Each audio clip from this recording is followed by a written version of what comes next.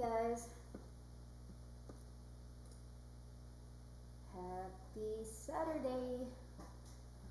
Let me get my bearings here, make sure I got everything going. I think the audio should be working now, so okie dokie, there's like a little lag. Here we go, I think that works.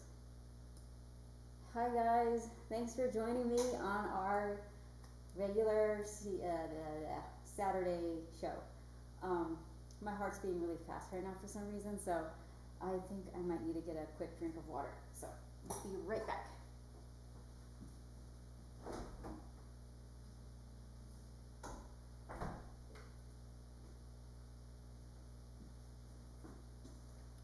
Too much activity, I think.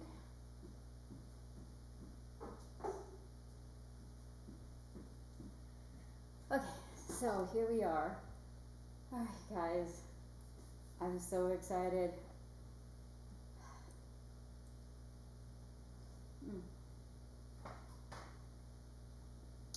So let's see. Let me say hi to all my regulars. What is up, JD? We got Trevor, Luciano, Richard, Dave, Cleaver, John Brown, Detective Buckets, hello, Cobra Knight, hello, and Arthur, of course, Wimslore, hey, what's up? My regulars, I love it. I love seeing you guys, and I'm happy to see some new folks too in the chat room, so that's awesome. I always say this right before, it's like, I'm scatterbrained, but here's the thing is I always think I have like all this time to get ready, right?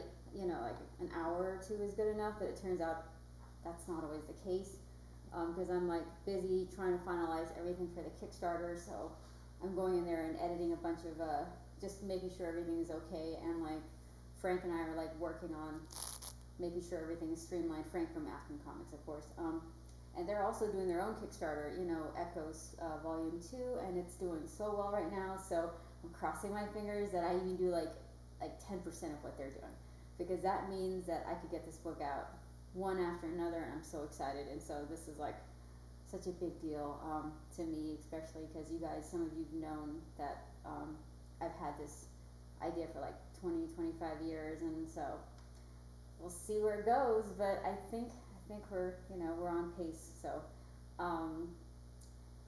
and you know, let me say hi, here we go again. Let me say hi to some of the people that just joined us. We have Michael Richardson, Mr. Boss, what is up? Hello. Okay, so what was I saying? Oh yeah, so this has been a long time coming, and I've been doing a lot of podcasts this last week, as I'm sure you guys have seen. Probably got tired of seeing me already, like I said. And I have a few more planned, and I have a really fun one with some of my friends. It's coming out November 2nd, and I can't wait to show you guys. We had such a good time, and everybody on that podcast has either done their own Kickstarter already, is about ready to do their own Kickstarter, and you know, so it's been an interesting experience to say the least. Like I was all panicky and stuff, and then they're like, well, as long as you have good expectations and you did everything you can, then it's all good. So I guess I'm all good right now. I'm just I guess doing so many things at once right now that I could barely catch my breath. Like right before I started this, I was running around doing stuff, and then you know, taking calls and paperwork. So I guess this is basically the behind the scenes of someone who's just trying to get all this stuff together in such a short amount of time. So I thank you guys for like always joining me on a Saturday to like talk me through this, and just make me feel like really comfortable, and not so alone, I guess, in this experience. Which before I started live streaming, you know, I thought I was going to do this kind of by myself, and then I think I realized yesterday, after all the scrambling and stuff, like, you know what, I need to just chill. I have you guys to thank. I have a lot of my really good friends that are so supportive of my family, like, and my, you know, just friends and colleagues. I couldn't be any more grateful. So regardless of what happens, and Frank said this to me yesterday, and it's kind of a joke. He was like, well, whether you make $5 or $1 million, you know, once you hit launch, it's out of your hands. Do the best you can. And I said, yeah, you're right, but then I'm gonna have my ego is gonna be completely smashed. And he's like, are you gonna go retire now, Sia? I was like, no, I'm gonna go open a flower shop. So if this doesn't work out, I'm gonna have a flower shop instead of drawing comic books.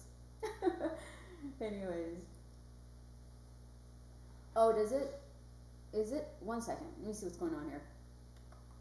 Sorry, guys. I think. Oh, all right. See what happened. Can you hear me now? Dude. Thanks, you guys. See what I mean? Like all these little technical things. So what happened was, like the input was coming from my external microphone. So you probably saw me doing this the whole time.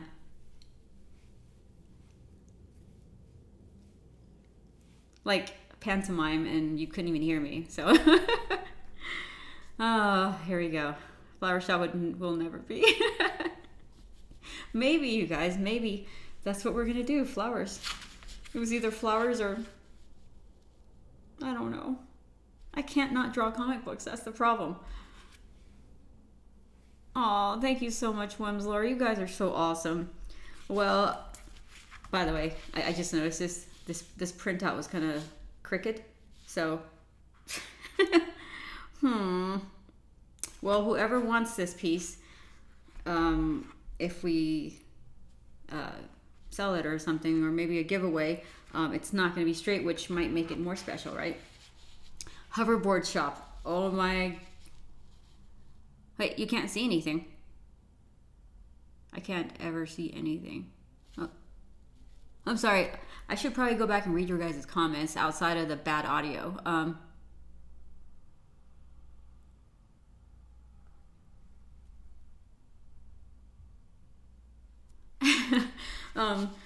It's so crazy. You know, it's funny. Yeah, let me see here. What am I doing? So I'm trying to make sure that all the tech stuff is working, and then we're good, I think. Just let me know if you guys notice anything. Okay, there it is. Okay, cool. That's good. Robbie Digital Photography. Nice to see you again. Okay, so while I get this going, because I got my Copics right here. I was trying to decide if I wanted to do Copics or ink or something, but I think that doing it with Copics, at least the figures, at least we could get going today instead of like just doing the background. So we'll do that, and then I'll go ahead and talk about some other stuff. And by the way, you guys are so sweet. You're like, should we tell her audio sucks right now? And you guys barely said anything to me. Oh my gosh, that's so sweet of you. I find it very sweet. Anyhow, so what I did was I printed this. This was actually done on Procreate. I did this years ago. And so what I did was I didn't scan it. So I transferred it from my iPad to my computer, took it into Photoshop, separated so I painted, I guess, the layers, or did it in Procreate with separate layers. So the background's on its own layer. I'm going to go ahead and like color this on watercolor paper. This is the Arches watercolor paper, and I printed it out with my printer, of course. And so you see how the background's kind of a sepia, not sepia, but like a cyan, like a blue. I did that in Photoshop, so that way when I color, it would actually show up. Because if it was all black, there wouldn't be a whole lot of gradients and really cool things.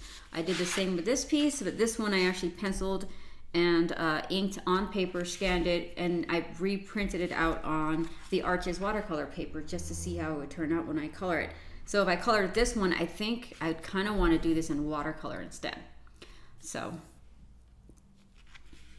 let me make sure I didn't miss anything. Oh yeah, flower shop, no. Hoverboard shop, probably, likely, right? If I don't do anything with the Kickstarter. Oh yeah. Richard Willis. So we are working on the Discord page. And I found it on my iPad, so we're getting it together and making sure the security is okay and everything, and getting the permissions for the what do you call it? The moderators and stuff. So we do have a Discord server being worked on. I didn't want to rush through that whole process yet, because next week is when the Kickstarter launches. So I want to wait until at least next Friday or next Saturday when you guys are on, or even Friday probably, so we can launch it a day before. So there will be a Discord, hopefully by next Friday, Saturday for you guys. So, and I remember, and if you want to, you know what, I'll make a blog post on here, and you let me know what types of different categories you guys want on the Discord, and then anything specific that you would want, and then I will go in there and try to see what we could do if there's an overlap for things. Definitely I want people to share art and give each other really constructive I guess constructive feedback. I don't want to say criticism, but yeah, constructive feedback, maybe a little music and some cool stuff, you know, just something, anything to motivate all of us. Like maybe a section just for supplies. Maybe I'll start inputting all my art supplies that I actually use, because as you guys know, I got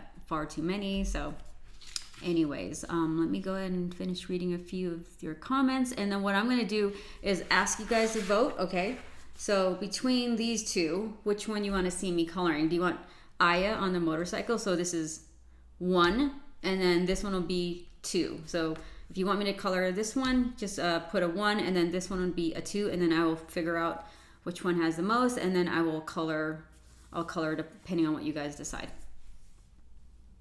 So let's see, do you use Copic marker panel pages as well, or just your covers? So Frank, I actually do. My previous creator-owned book was actually Lola XOXO, published through Aspen Comics, and that was colored with Copic markers and some watercolor and some ink.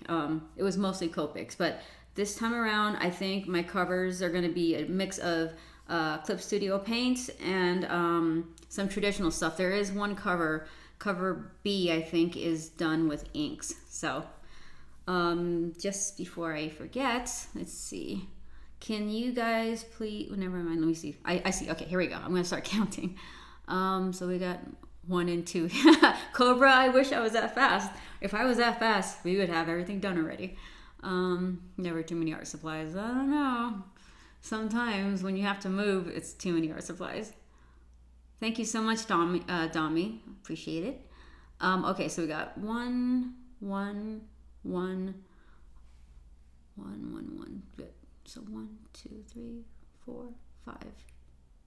I know I should have done a poll CRS. I considered it, but I just printed it like a few minutes before the stream started. So yeah, I didn't have time to ask you guys about the poll. I did ask you about the binding for the book, and so I've decided that we're going to do saddle stitch, unless of course you raise a certain amount, and then we could up the tier to like perfect bound, so that you guys have the perfect bound book. And the reason for that also is, like, if people wanted to get their books graded and CGC'd, then it would be really hard to I just put this right here, and then it would be really hard to like grade it, I guess. So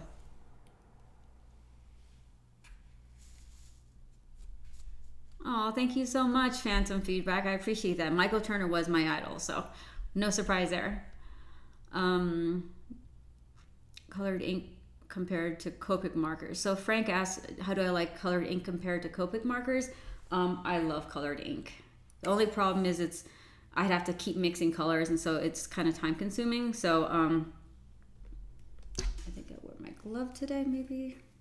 So that's why I like Copics, and but in terms of saving money and getting that watercolor look kind of without being watercolor, it actually is really nice. So alrighty, let's get started on this piece right here, and I will look up every now and then to see what you guys are saying.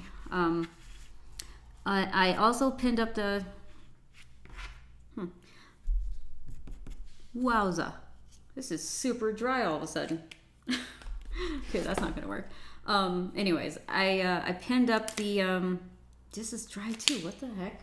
I used these not that long ago for what do you call it?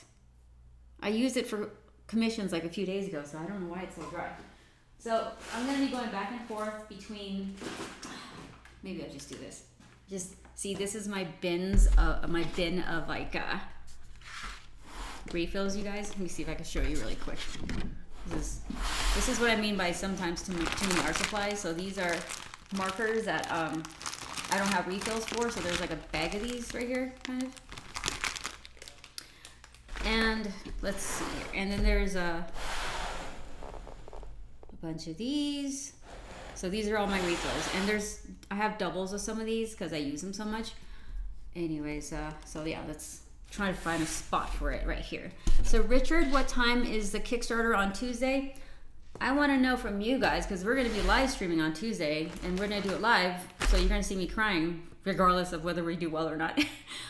What time would be good for you guys? Is the same time like on Tuesday good? Like, 1 p.m. Pacific Standard Time, or is it better to do it in the evening? I'm trying to figure out what time to push the launch button. So you guys let me know what works for you because it's a weekday. So some of you are maybe at work or...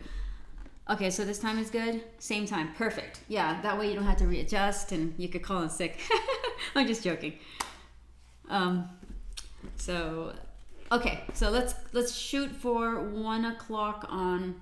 This is gonna be such a mess. Let's shoot for 1 o'clock on Tuesday to launch the campaign. Evening, Eastern time. So that would be like 4 o'clock, Michael Richardson. Michael, would that work? Or so 4 p.m. for you guys. So 4 p.m. Eastern and then 1 p.m. Pacific. So the same as how we always do it, except we have it on Tuesday. So we'll do that. So, okay, let me figure this out. Awesome. Perfect. Oh, thank you, Trevor. Thank you, guys. So I set the amount to something that, as long as I'm paying the people who are helping me and some of the staff and the books that get printed and the shipping supplies, and so that shouldn't be a huge problem. Hello, Kung. Nice to have you with us. And Gary, I've noticed that my Copic markers dry out, but my Ohuhu seems to never dry out. Interesting. I think I have some lying around. I should check on those markers, the Ohuhus, to see if they're working. Okay. So this is how I refill my markers. I don't do it with the, what do you call it? The syringe, because I'm too lazy to. So, all right. Hello, Hans from Austria. Awesome. This would be 1 a.m. in Germany. Oh my God, Elias, is that too late? Huh. Well, okay, so I forgot to mention to you guys, besides the fact that I did pin the Kickstarter link up at the top of this live chat. I'm sure you guys see that. And then in the description of the video is the neowonderland.com website. So right now I actually have it where you can kind of have a sneak peek of some of the stuff that's going to be available. So you could check that out in the video description. And what else was I going to say? So there is going to be an early bird special. I'm sure some of you have gotten the email. So if you... and I have to say special thanks to whoever recommended the ash can the last time we were doing the chat. I think it was a week ago, right? And so we're doing the ash can. So 48-hour early bird special. You get the Neo Wonderland ash can, which is a digest size. Oops, that's why you don't do it this way. I just spilt Copic marker ink. So you get an ash can for if you back the tier within the first 48 hours, and it will be numbered and will come with a certificate of authenticity. So that's what we're going to be doing for the early bird special. So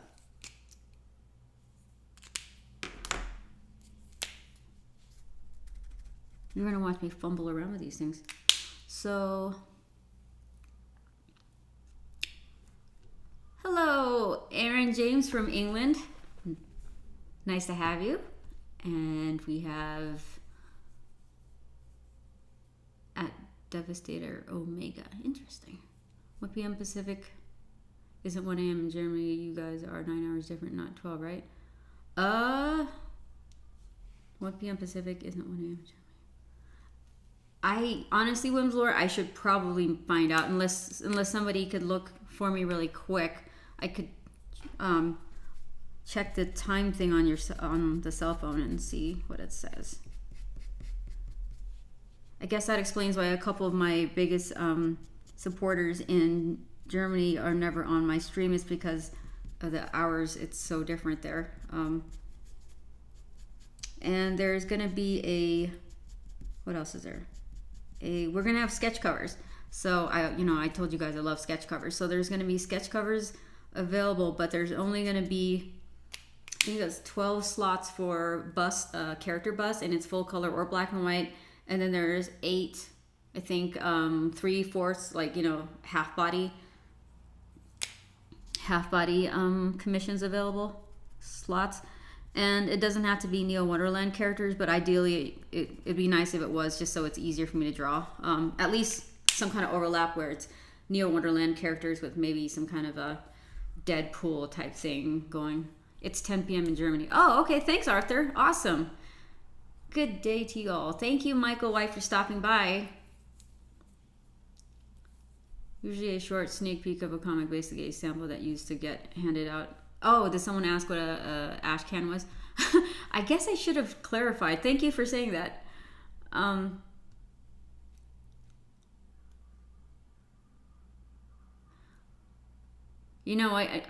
To be fair, Cleaver, I accidentally spelled peak wrong. Because when I see the word sneak, I kind of want to put the word peak.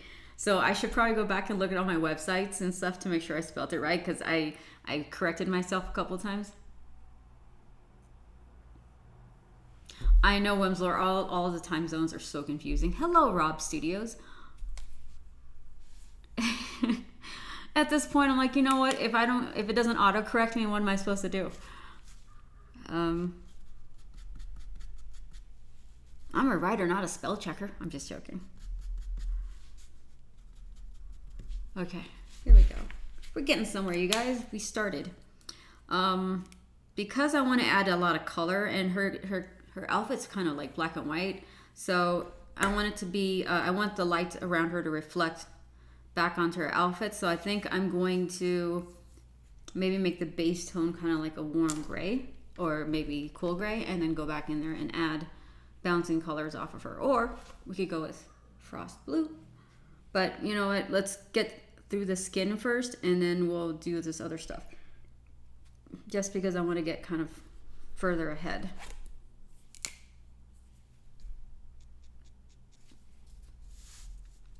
Plus, skin is like the most fun to color as well, so.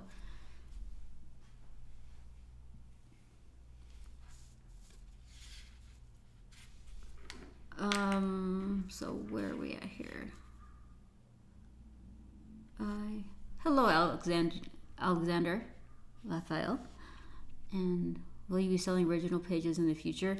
So Michael White, there will be actually some of the original pages will be for sale on the Kickstarter itself, Kickstarter tier. So, and I think Richard asks, how do we pay for this stuff? How do we pay for stuff? For the Kickstarter, I think you pay through Swipe, which they accept all forms of, I think most forms of payment. And so it goes through them, and the original art, and anything that's offered there is going to go through them. And anybody who purchases the original art, I would do the commission, and then it would get shipped with your order, basically, the sketch covers. If it's an original interior page and it's slightly bigger than the box, it's going to ship separately.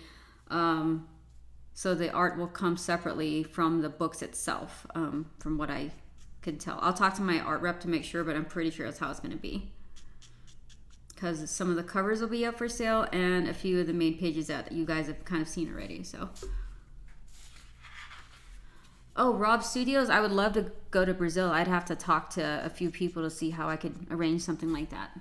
I would love to do a tour after this first book launches, and then before the second one.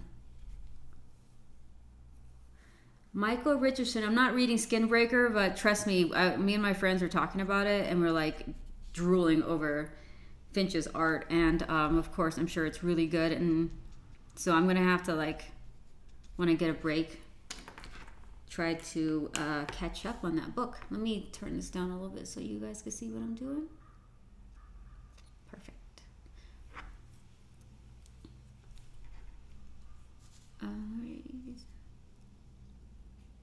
I guess I didn't miss anything else yet.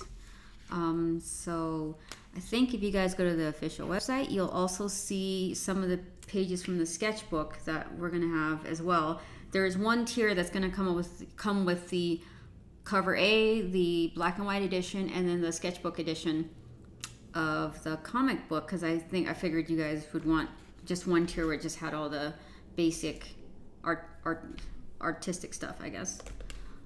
And okay, her motorcycle's red, so let's see here. Finch is one of the best. I don't think there's any question about that. I'm afraid to color her eyes though.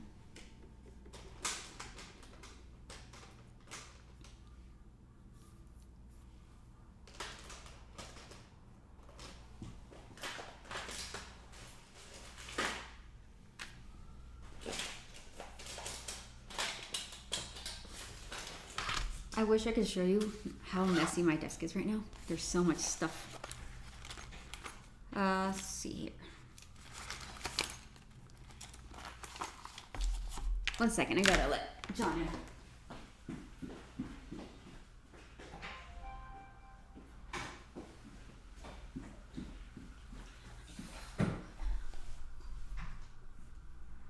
No problem with AI.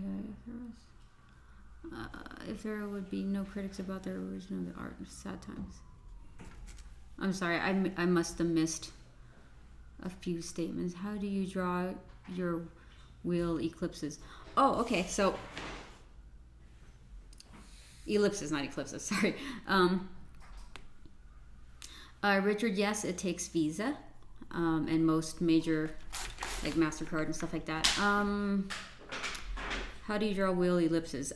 So this was done in Procreate, but if it wasn't done in Procreate, one second, then let's see if I have my circle tools here so you guys can see.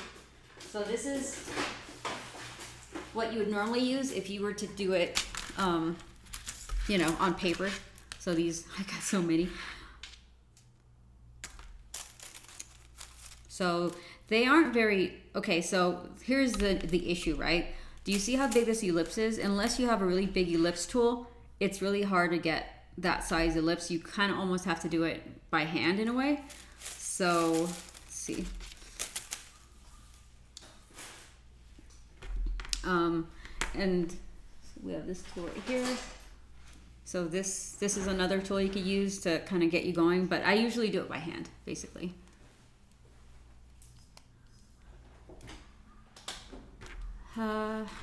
Have you ever Texas Comic Cons?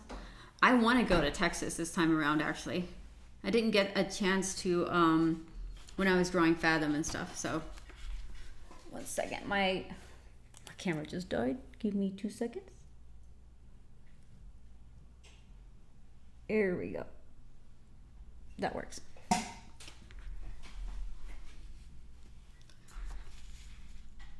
No problem with AI would no critics about their version of the art. Sad times if there's no critic about it.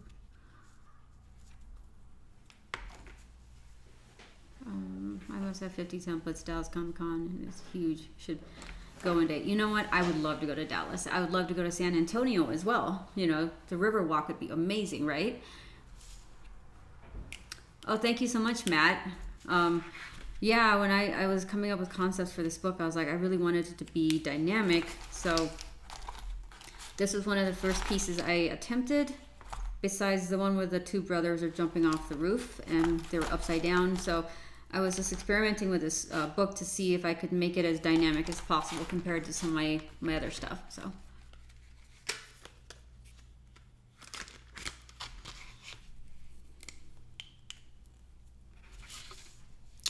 Okay, I'm gonna try to go for her eyes. I know this is like pretty risky because you know how I am, I procrastinate.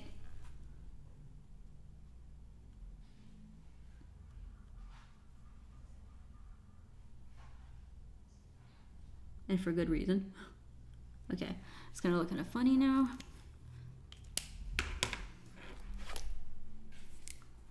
Hopefully this isn't dry.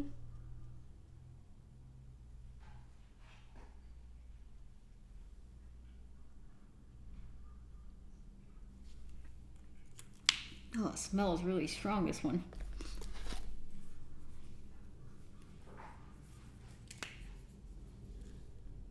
I guess the only drawback to coloring this one live is you don't really get to go close to her face because I don't have a zoom lens. So, not on this one at least.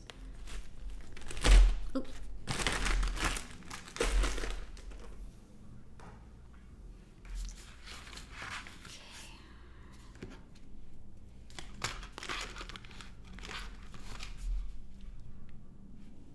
What are we gonna do next? I'm trying to breeze through this thing, but I didn't quite like work out the colors just yet.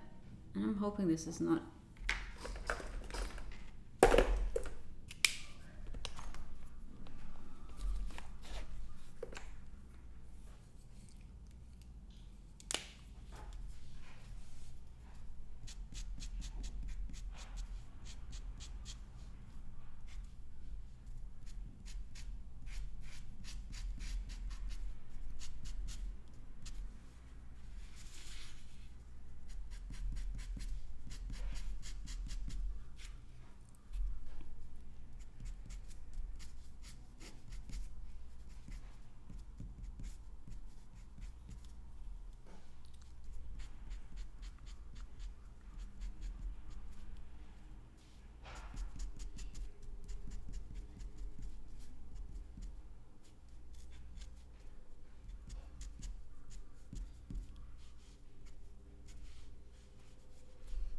I could probably just base the whole entire her outfit with the blue for now, and then go back in there and add some shading.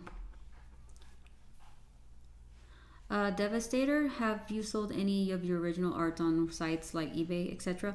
I personally don't put it on eBay, but my art rep, it's tdartgallery.com. She basically sells all of my original art. All the ones that she has, and I try to give her quite a few to work with.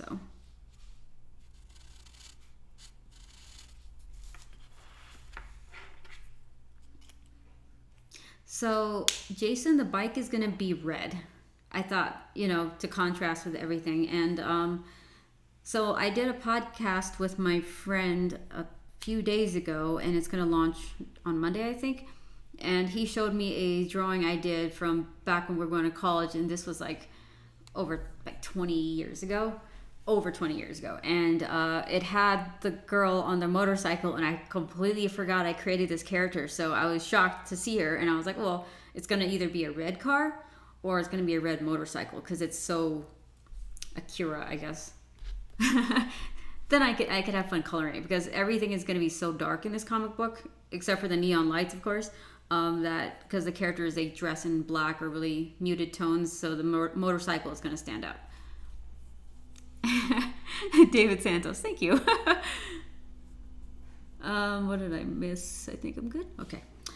All right, let's put some blush on this girl.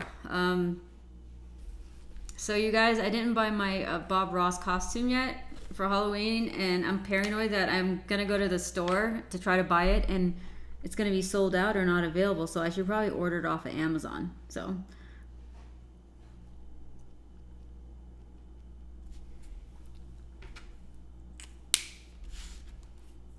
Such tiny features.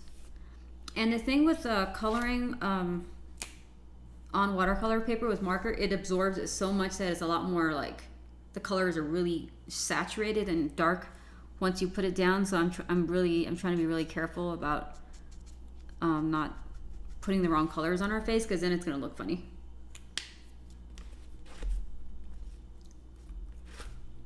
So I'm trying to find a good color for her cheeks, and by experimenting on her body, I could kind of figure out what color that's going to be. For some reason, I don't have my pink anymore. So I think rose pink would probably work. Oh, you're going as Van Gogh, Richard? That's awesome. We're like twins almost, right? We're artists. Bob Ross and Van Gogh. So after I put some blush on her, I think I'm gonna go ahead and actually try to color her bike, because that would kind of bring this whole piece together. Because there's not a whole lot to do on her personally, I think.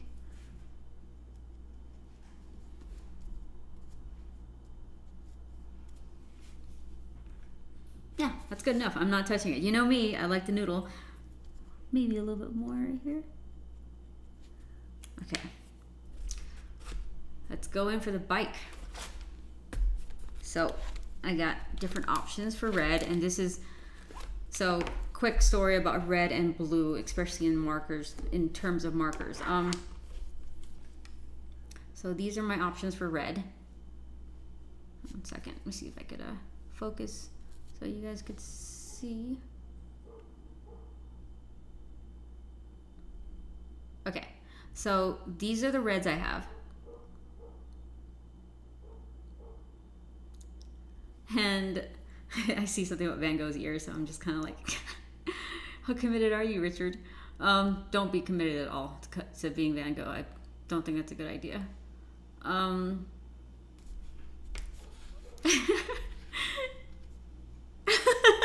Michael, you and your funny ideas, you're gonna get me into trouble. So get a Santa Claus outfit and turn it into Bob Ross, so it's Bob Claus.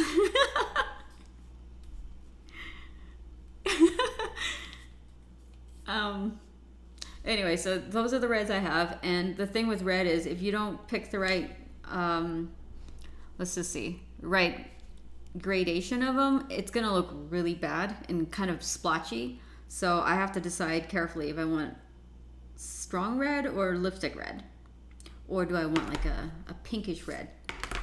It all depends on refills. Do I prefer drawing manually, digital, or digital?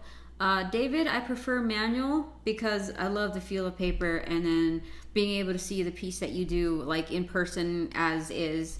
It's nice, but then at the same time, it's not the most practical when you're doing a comic book like this and you need to get it out as fast as possible.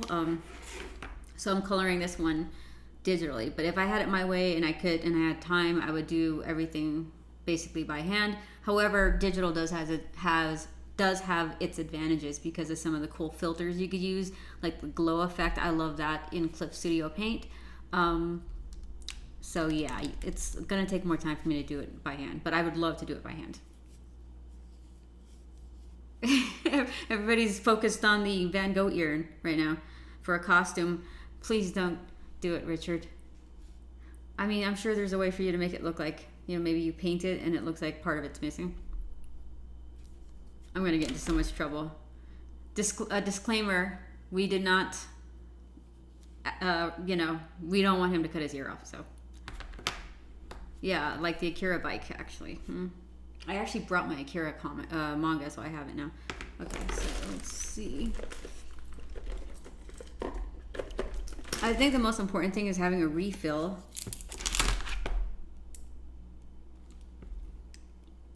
I don't like lipstick red as much, but we're gonna have to stick with it.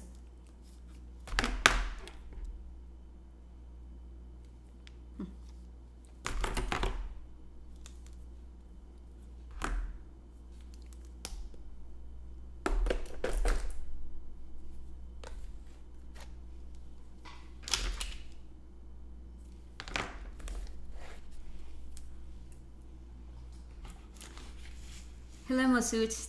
Very nice to meet you from Turkey. I know everybody's telling Richard, don't be crazy. Oh wait, no, don't be stupid. Sorry, you're crazy. You're not stupid. That's what you said. Okay, that's funny. We care about you. We just don't, we're just making sure. I'm just joking. That's kind of like telling me, hey, Sia, don't try to grow a beard. I mean, to be Bob Ross.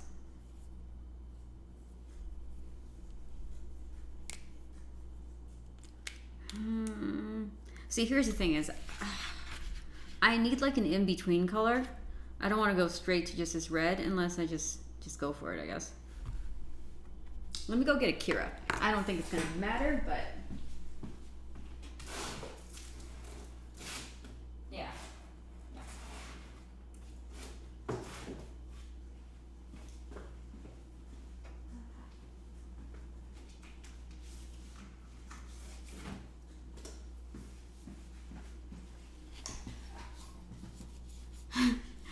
Yeah, Copic marker ASMR, for sure. Yeah, I like the sound of like uncapping and capping it, and then it's a squeaky sound it makes when you color with it. So I am looking at the Borderlands 3 art book right now, and I like how they render their textures. So I'm trying to go for the same sort of cell shaded kind of like right here. You kind of see how they shade that. I think this would be kind of cool to color it like this. So kind of like this. I accidentally opened to this page, which is pretty awesome. I like how they render their surfaces. So I think I'll go with something like this, maybe. Put this up here.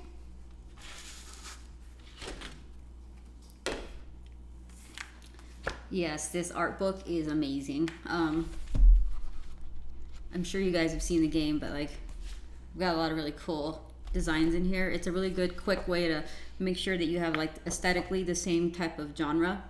And you got, see some of this right here. The textures are amazing. So I want to go for something like this texture wise with this one. So I mean, since I'm coloring with marker, I might as well have fun. So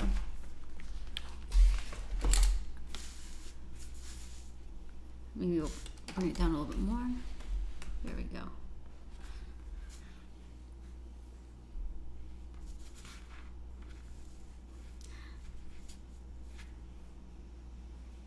Thank you so much, David. I guess it's a different type of art, and nowadays, I mean, because digital art has been around for so long that it's considered basically the same thing as traditional art in a way.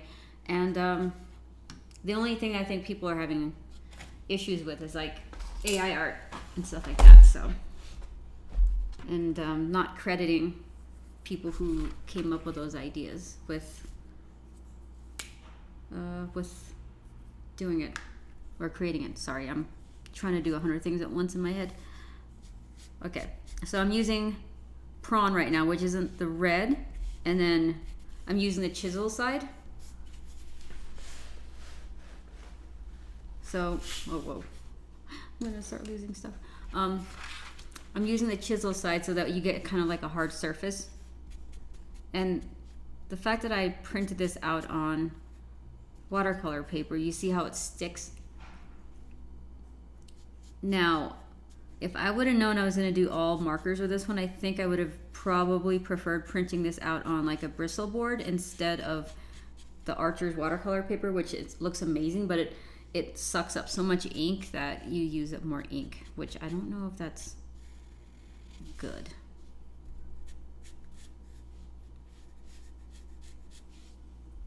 Okay.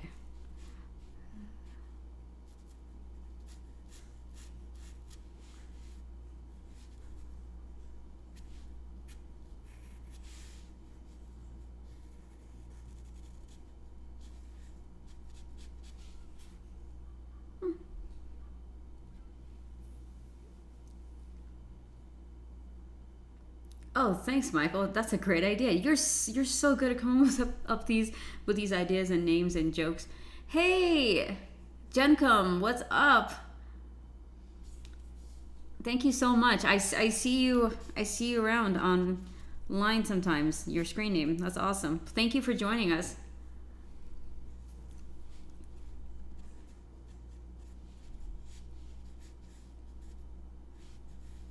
So should I get like a party hat on Tuesday, wear it right before the launch?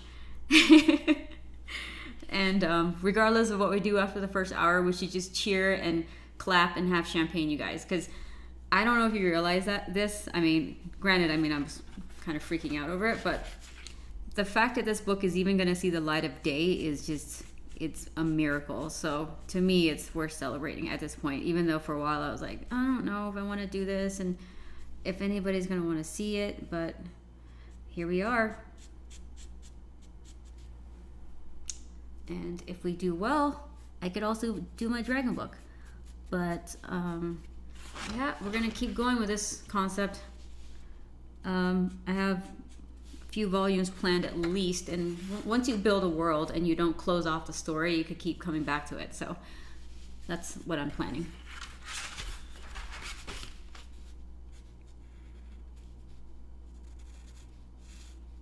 I guess the advantage of using watercolor paper is it doesn't look streaky. So dragons, yes, that's what I was thinking. Dragons Glacier. Do it, yeah. Party hat. And then I think a few days after that, we have our Halloween party, don't we? We're gonna be dressed up. At least I am.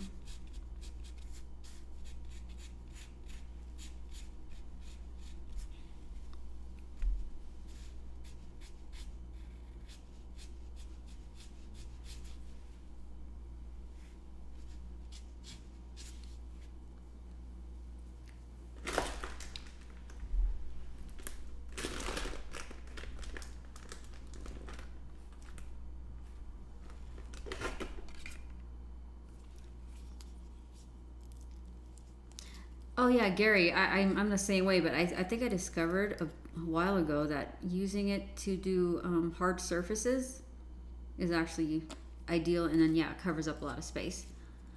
And when I'm flatting like the skin, I like using chiseled unless I need to, yeah, basically to cover large spaces. Yeah, dress up group art party sounds nice. Awesome. Yes, let's do it. And if we have the what do you call it?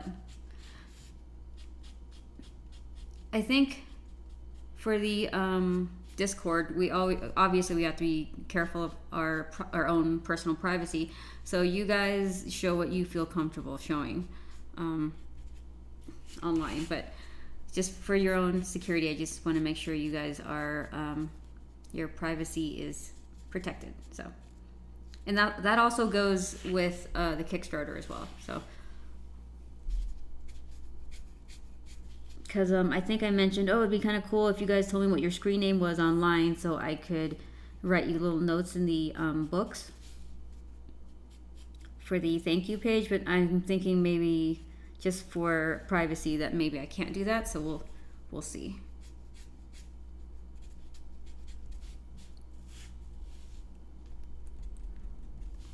Let's add another color into the mix, cardinal, just so you guys can see the different gradients you can make. But you know, I don't think we need to do that either. Sorry, I'm thinking out loud. I'm gonna be bold and I'm gonna try purple instead. Philippe, have I created it? Not yet. I'm hoping to launch it next weekend. So I do have the server. I just have to set everything up, or I'm having someone help me too. So we're kind of working on it together. Oh, it's not dry.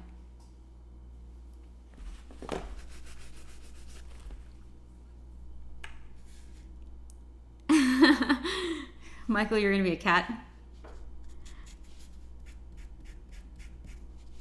A green cat.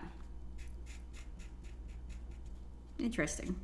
That I was, for some reason I thought the Grinch because of the green.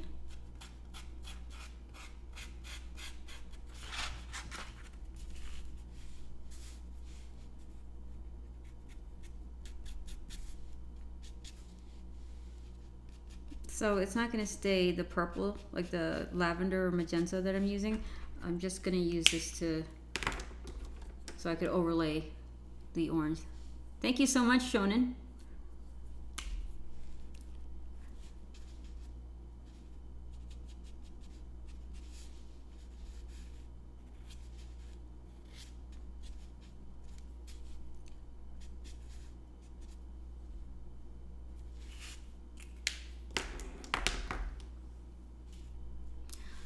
Is there any bleed through? Let's see, you guys. So this is with the, let me get the paper. So that's what it looks like on the back.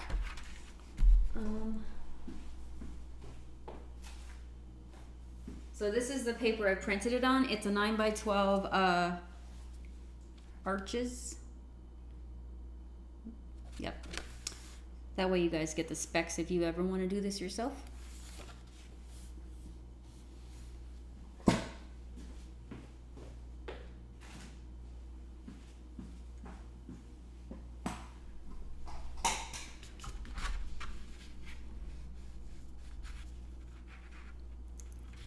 Yeah, it's amazing paper. I haven't been able to use it much until recently. So I'm gonna try something different. A lot of times I'm pretty rigid when I color, and I just pick, you know, oh, the bike is red, so everything is just gonna be red, instead of adding some like touch of color. A lot like when you paint with oils, you use different color combinations to create like maybe a value. So a little bit of purple here, and then maybe I add some blue or something. Sword, I don't see how that could fail, right? Like it's it's the perfect combination of awesomeness, besides like maybe swords and 2 guns or something like that. So I'm gonna add all this color in and then go in there and actually, so let's take like a gray or something, or like a grayish blue, instead of just using straight up gray. I think it's more interesting to do it this way.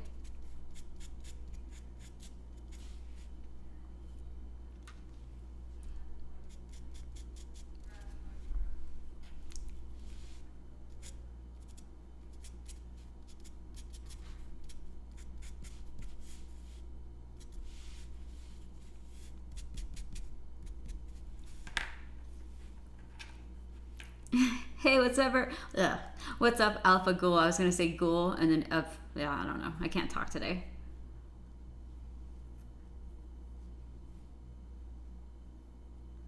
Masood, oh, thank you so much. Thank you. I appreciate you telling me that, even though you're not. You say you're not very good at it, but thank you so much. And hopefully this is helpful, because I am experimenting right now, so it's not my usual approach, but makes it more interesting.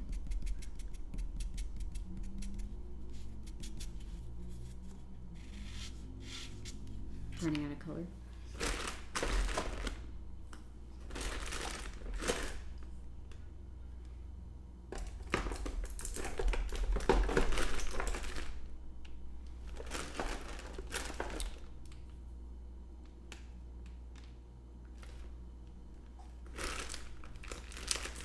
I really wish I had refills for some of these other colors that are in the bags, but I don't, and so I don't really get to use them, and they're dry.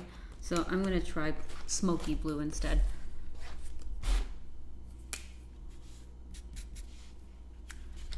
I don't want to cover the head. There we go. Better. Oh wow, this one smells bad. So they all smell kind of different. I noticed that now. Never noticed it before. So I'm gonna make her back tires like a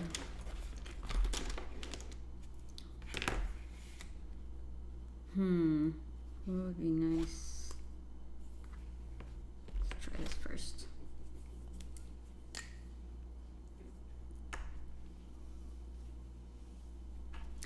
That wouldn't be a bad idea, Michael, to does your male character have a famous maker or name for his katana, like Sky Splitter? That would be smart. Another name. You are so good at coming up with names.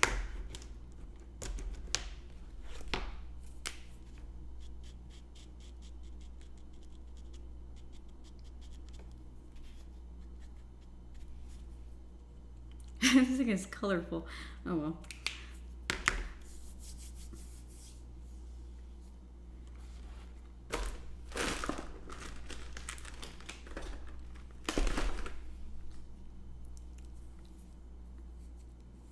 Thank you so much, Glitter and Duct Tape.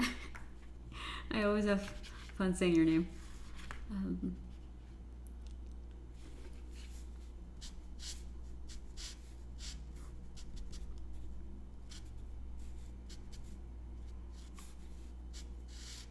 So once we get the books printed and I have to sign them, I'm actually going to fly to where they are fulfilling the books, and I will tell you where when I find out. And I'm going to be doing a live stream while I'm signing the books and, you know, taking a look at it so we could kind of experience, you know, the process of having it come together all the way to the very end. And then we, you know, put it in the box, we ship it, and, you know, that's going to be a lot of fun. So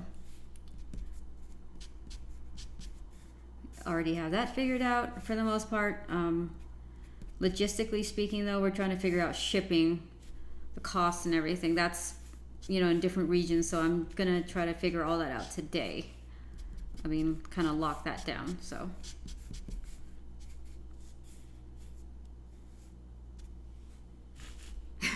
I feel like I just cheated by using this really thick C5 cool gray, because look at how fast that came together. So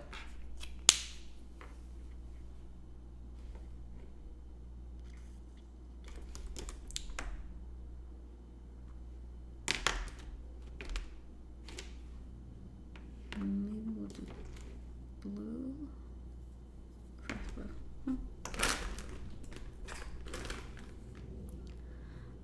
Philippe, am I publishing the book? Yes, I am. Am I the one printing it though?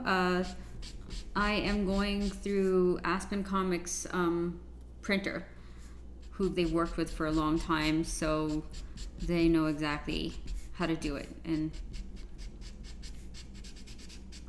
so that's what's nice about this whole process. I'm actually putting together, you know, a team of people who have experience and who've done this before, so that my first experience is going to be pretty streamlined and simple. That way, you know, we'll start adding more complicated things, I think, later on once I'm used to the process. But for now, I'm just happy to have the help I have with the experience. And, you know, I have friends I could ask them for feedback and advice and stuff. Hello, Ray.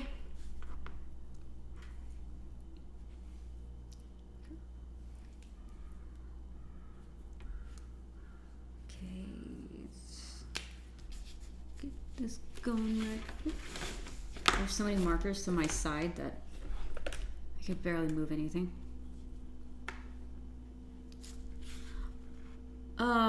Messages from a raccoon. How do you enter the comic book industry as a European? Oh, you know, I mean, we have plenty of comic book artists that are from Europe, like Matteo Scalera. We have Mirka Andolfo. We have Jorge Jimenez. So there's plenty of people who are full-time comic book artists and creators from over in Europe, and I'm sure I'm missing a few people. I think it's just about contacting people online or posting your work online and having a portfolio where people could see your work, and that's really all you need to be able to be a full-time comic book artist. Most of the artists don't even have to live in the United States anymore.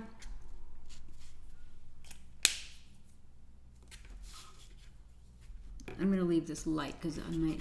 No, it's like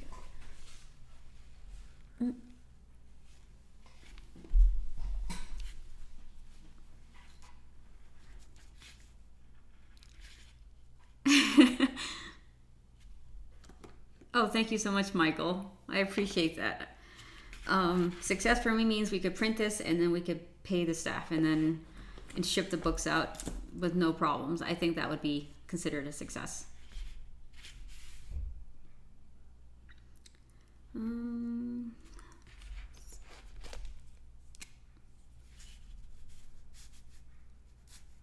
See? Dry marker.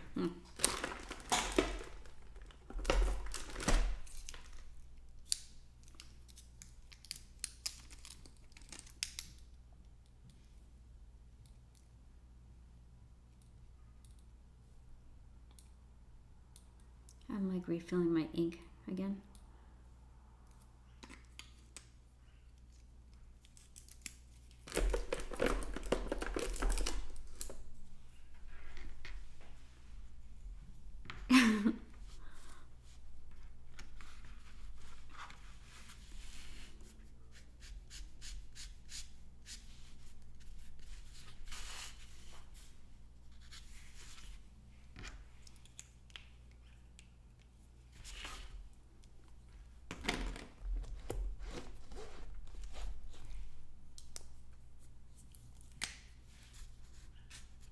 Another dry color. Okay, we're gonna have to refill some of these.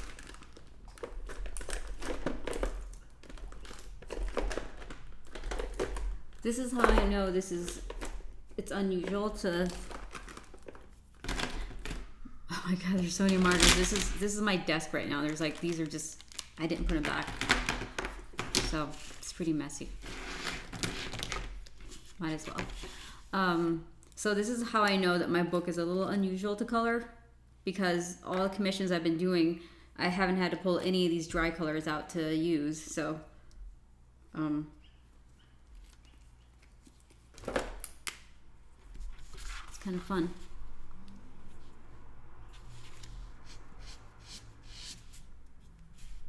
I'm being a little too careful right now, and I think I should just go for it. See, add some of the bounce light that's coming from the area or the background.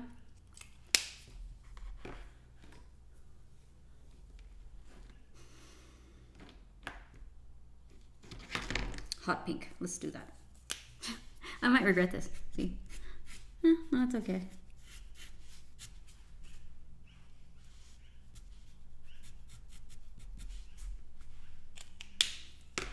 That means I could do this. I'm sorry, I'm thinking out loud.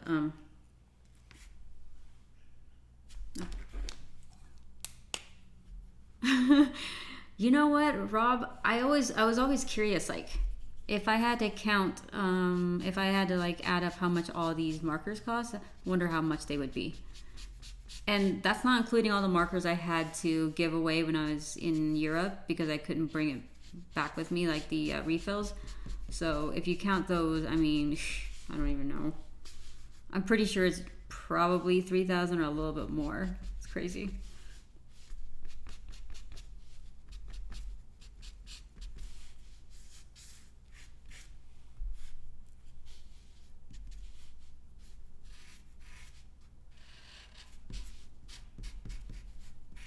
This makes it go by so much faster. We might be able to get to the background today.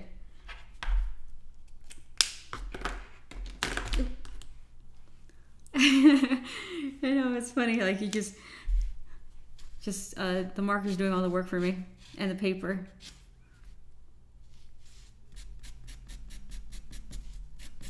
Hot pink.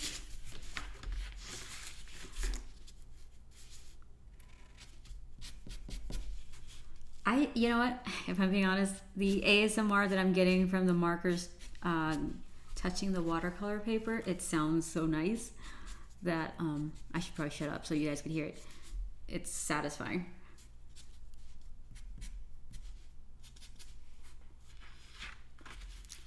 Neil Wonderland ASMR edition.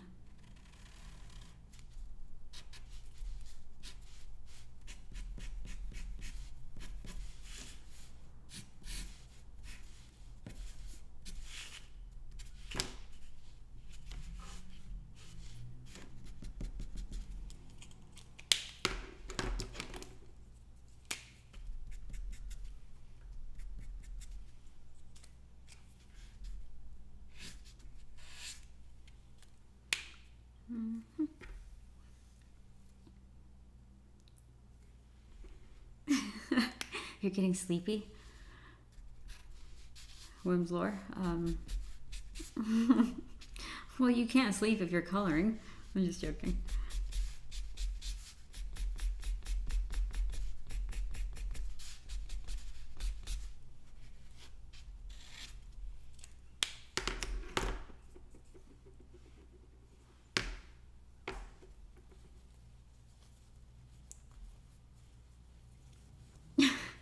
Rob, the print proofs, that would be nice. I love unboxing and stuff, so that would be fun.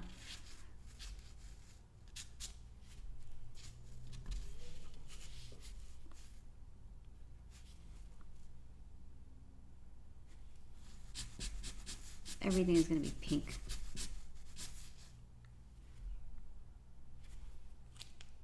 Let's see.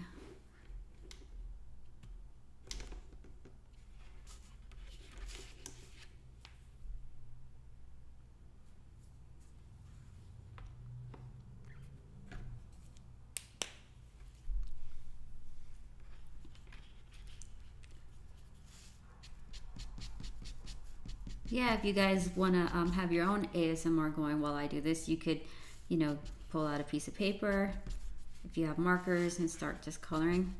It's kind of relaxing, actually.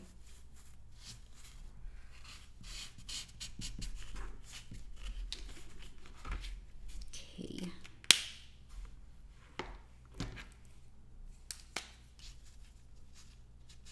Actually, no, maybe.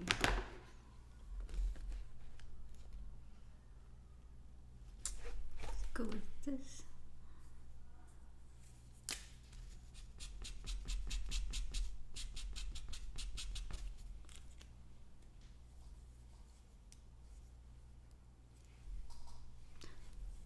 Oh, thanks so much, Richard. Oops. Pattern for a cause, but maybe about switching the drawing. Are you for first do inking, then the markers, or using watercolor on this cover, Sia? Alexander, I mean, I could use watercolors on the background, and just markers on her, which is something I like doing. Yeah, I do prefer inking and then coloring afterwards. Sometimes I ink just enough. Let's just say I wanted some areas to be lighter, like, you know, the hair or the face. And so sometimes I don't outline it ahead of time with ink. I just color first and then just go over the, like, that area with a brush or something afterwards. Oh, awesome, Erin. Sweet. I'm glad you guys are drawing, so I'm going to keep, you know, making all that noise on my paper. And it's like the piece of paper is so close to the microphone, you could probably hear it pretty well.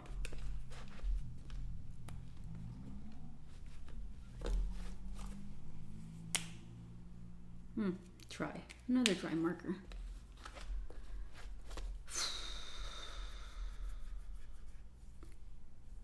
See, I don't know what color to make the headlights because it is going to be LED, but then blue is just too much, or the white light, so maybe a warm light. I don't know yet. I'm going to leave that blank. Oh, awesome, Alpha, your facial expressions. Those are fun. I should be practicing that too, actually. But not on camera, though, because then I make faces.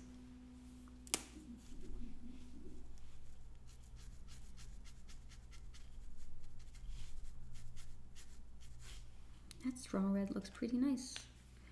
So I want to add a shadow underneath her leg, but I don't want it to be red, so... Oh, it's too late.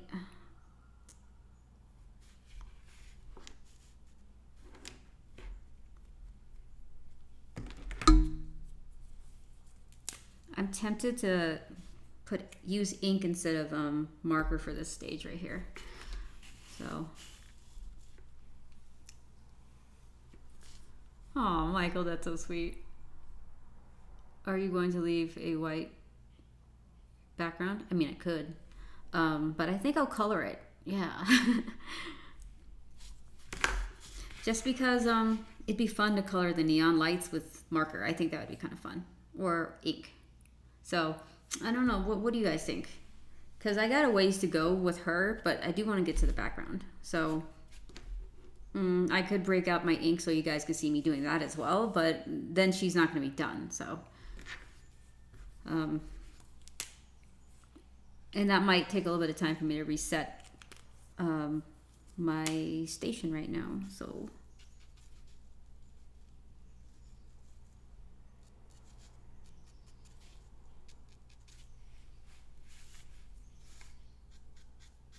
This paper absorbs so much ink that I'm a little hesitant to... Oh yeah, this is not good. Okay. Let's try...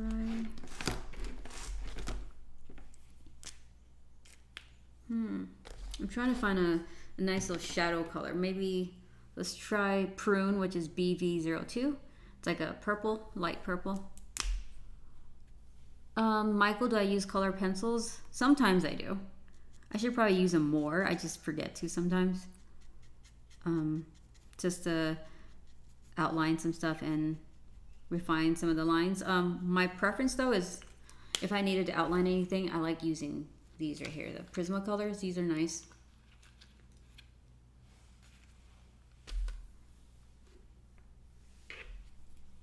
Sunrise background color, that might be nice too. Yeah, it's a good idea. Like warmer tones. Yeah, so I'm trying to figure out, I'm going to play around with the rest of the piece. Oh, thank you so much, Jerry. It's going to be fun to try to figure it out too.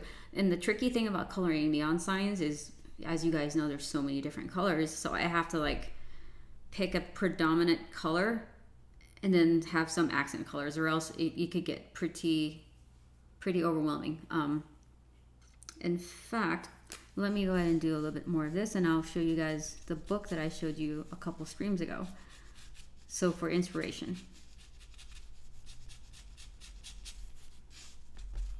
This needs ink as well.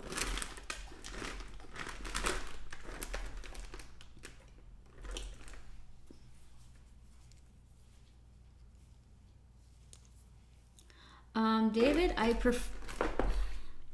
guess I kind of like black and white art a little bit more, but I do, well, for myself, I do prefer black and white, but then sometimes if there's something I drew that I really want to see colors to, I like doing that too. So it's a bit of both. I like black and white because of this contrast, and it's tricky, or the challenge to, you know, to not color just to bring out some of the values. So like learning and understanding grayscale, I think, is very important. So from an artistic side, it's really good to learn that, but then, you know, it also translates into color because of if you understand values really well. So I don't know if you guys saw the Ashcan comic book. So that's the, you know, rough edition. The cover is going to be this piece right here, and it's going to be in black and white. So I get to use them for both, the best of both worlds.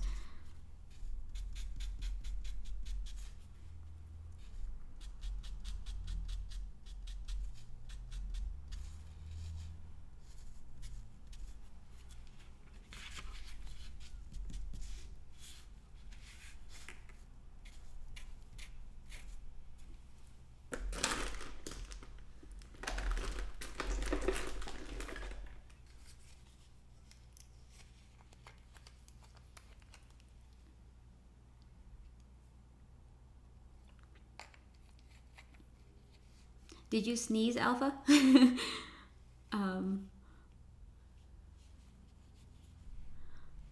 Demolaire, yeah, drawing machinery is actually, it's hard, and that's why I tried so hard to practice it, because I have a hard time with it too. But I you know, I don't want to not draw something just because I'm not good at it. So I just really practiced and tried to get myself to do it more, because there's going to be a lot of machinery in this book, that's for sure. And maybe that's why I picked it. I think I just like the challenge of creating something that I'm not so familiar with or comfortable with completely.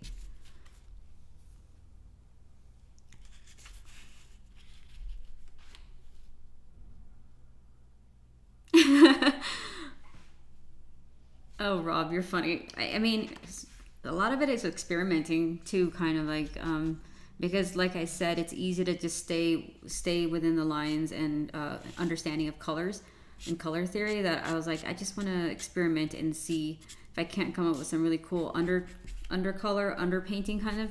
So it's more dynamic instead of just kind of like painting by numbers in a way.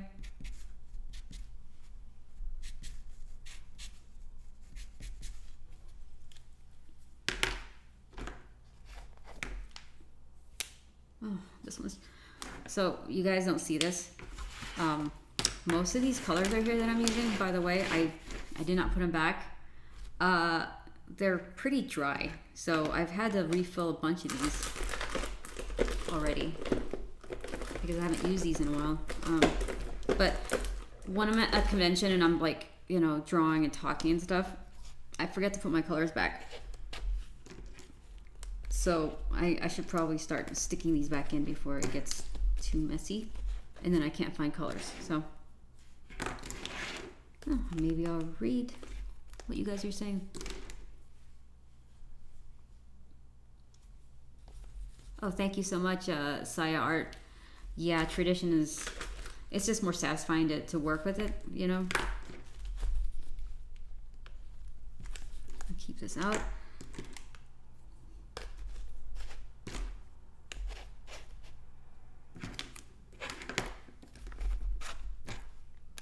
Okay, much better. Now we only have these colors instead of like 100 colors.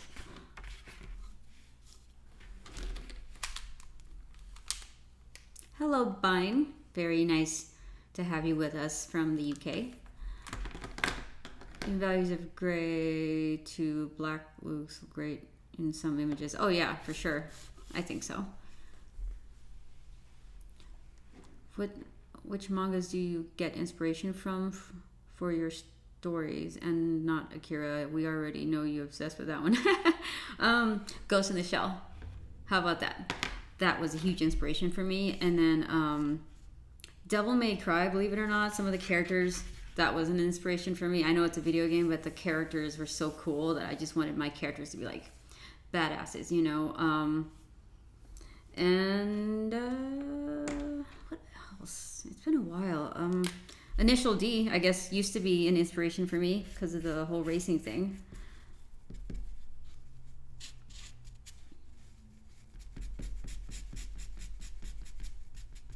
That's probably a new one I probably didn't tell you guys about. Initial D.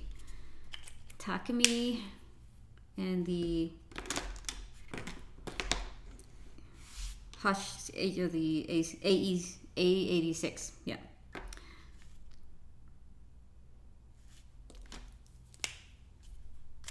Oh no, not Hachiro. Takumi. Sorry. Did I say Hachiro? Or God, I'm confusing the car with the character's name. Hey, JCC. Oh, that's awesome. I'm so glad you made it. Well, there's a huge possibility every Saturday at about 1 p.m. Pacific Standard Time. I'm always on, so chances are if you're around, you'll probably be able to catch one. Okay, where was I going to go with this piece? Oh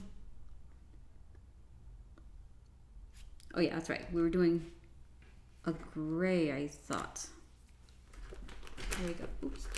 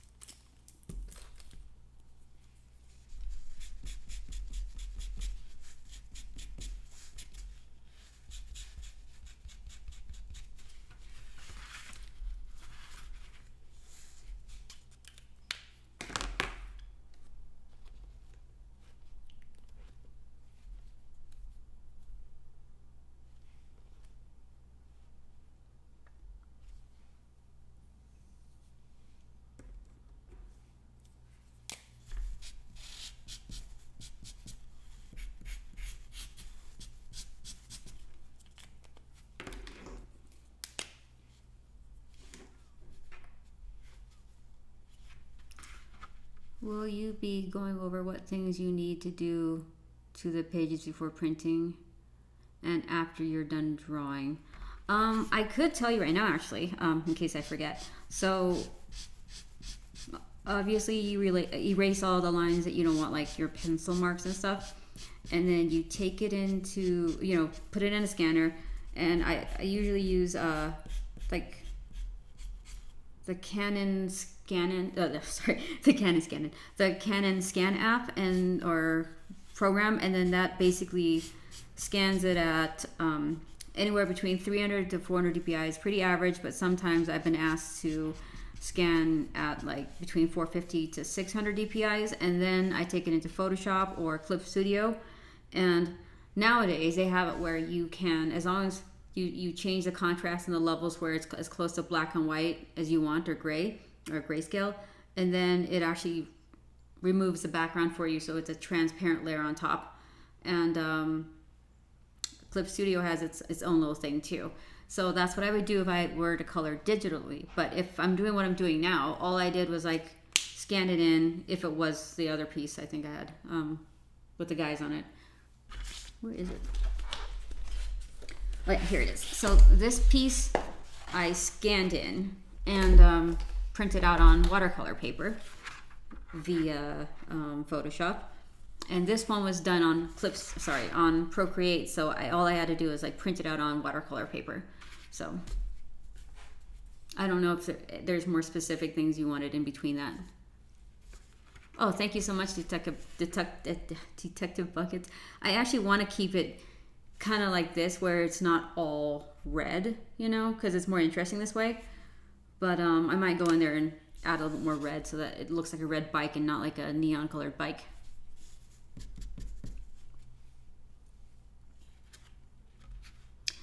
JD, how long does a Copic refills last? They last a pretty long time. I did Lola, and I've only had, like, the main colors I use for skin and stuff, I only had to get a couple refills of those, so they last a really long time. So it's worth the money. I know it's expensive, but once you buy it, you could use it for a long time. So, and that's kind of what I did. Like, let's just say with this gray right here, if I use it a lot, I'll have a couple refills. Or the skin colors I use, I would always have like a couple refills of the same color because I go through those so fast. But overall, these other ones, I've had them for years and I've only had to buy them one time. So if anybody's not sure about investing in Copic markers at this point.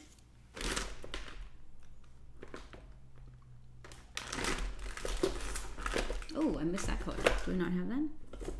Oh yeah. So I have a favorite in terms of for shadows. This is, probably can't see it, grayish lavender, so it's BV23. It's my favorite because it's kind of a little bit towards the purple but not quite, and the gray, so it's really nice. You see, it's a kind of a nice color to use for shadows.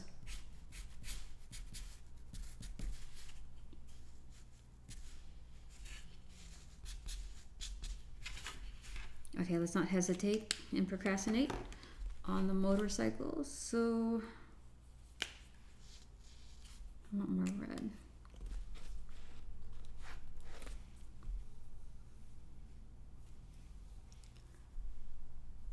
Oh, I know, Alpha. Yeah, it could add up pretty quickly if you're not careful, and you end up with tons of markers like I do.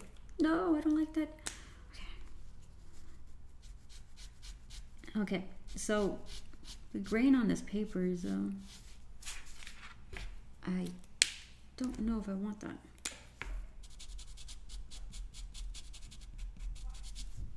Nice.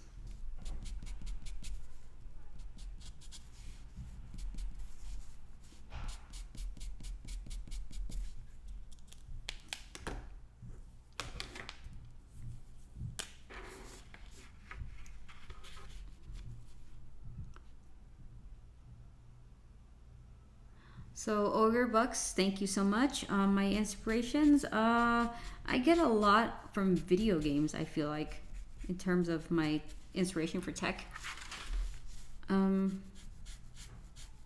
Video games and a lot of concept designs, you know, like I use a lot of, in fact, I'll show you again in case you weren't here. I actually have this art book right here. This is the, oops. Oh, I'm sorry. Must have blown someone's eardrums out that time. The Borderlands 3 art book. So I get a lot of the inspiration from some of the unused or used art from video games and stuff. And that's kind of where I get my inspiration for tech. And then a little bit of like what's out there in real life, you know, and then just a combination of that so I could have my own kind of look going. So there you go. Do you ever try Dr. Martin's Radiant watercolors? Radiant watercolors. Let's see here. I've only used Dr. Martin, P.H. Martin's, oh wait, maybe I have. Oh, maybe I have not. I don't think I have. That's something I could possibly try, but I don't know if I should be buying even more art supplies, because that's my problem. I have too many of everything.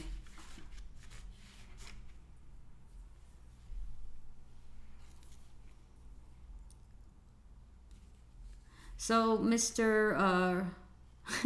Mr. How about ROFL? This is white paper, yes. This is white watercolor paper, Arches, 12 by 9. I think it's cold press. Is it cold press? I'm sorry, you guys. One second. Yeah, I just want to make sure. And I printed it out on the from my computer from Photoshop, so that I could color it on and get this awesome texture that this paper allows you to do.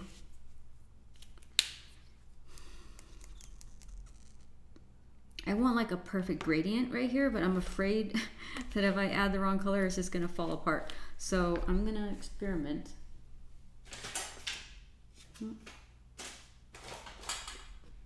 Where's all my paper?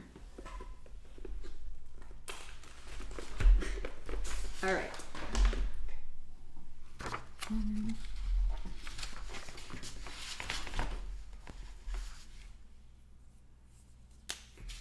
Okay, so yeah. This color, this color, and prawn.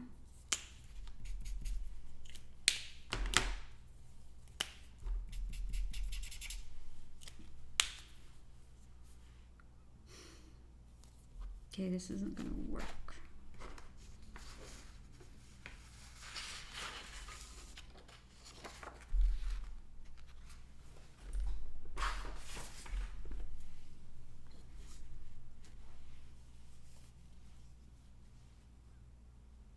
So JCC, yes, I might be inking. Sorry, I might be lettering it myself. Not quite sure yet. I could, but if we raise a good chunk of the Kickstarter, we could probably hire another person to letter for me. However, I do have to prep the file for them so that they know what to letter. So it might even be more time consuming to have someone else letter for me. And yeah, you do have to convert to CMYK. So I have to keep that in mind, because sometimes CMYK doesn't allow for a lot of the filters that you have in Photoshop and stuff and Clip Studio, so you have to color it in what is it, RGB, and then convert it to CMYK.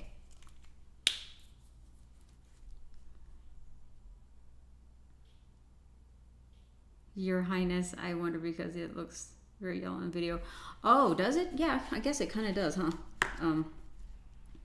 And this is kind of a gray color, so yeah, it does look kind of yellow. Is it night or day in the scene, Michael? It's going to be night. So you can kind of see the sky right here. And then there's, I guess, flying cars.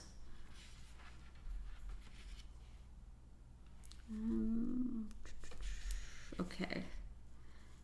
I'm thinking maybe we go to the background now, so I could show you guys the other art book. Or photo book. So the last time I showed you guys this book right here.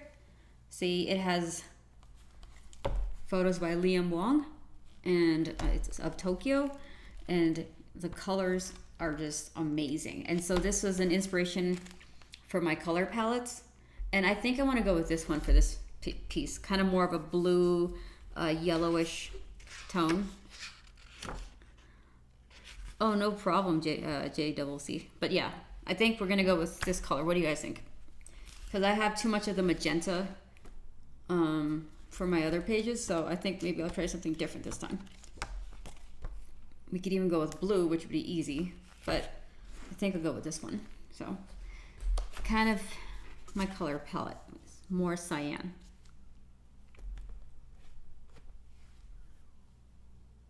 Plus, I feel like for some reason, Copic markers, or markers in general, it's really scary to do like really bright colors and try to blend them. For me, it's scary. Trying to be brave here.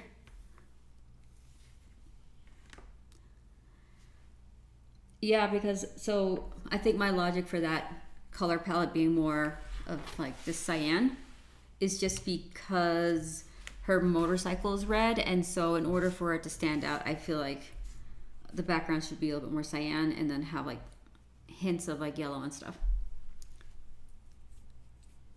Okay, so let's see here. Let's find the perfect cyan. I'm gonna put all these away. So, or blue, cyan, blue, green.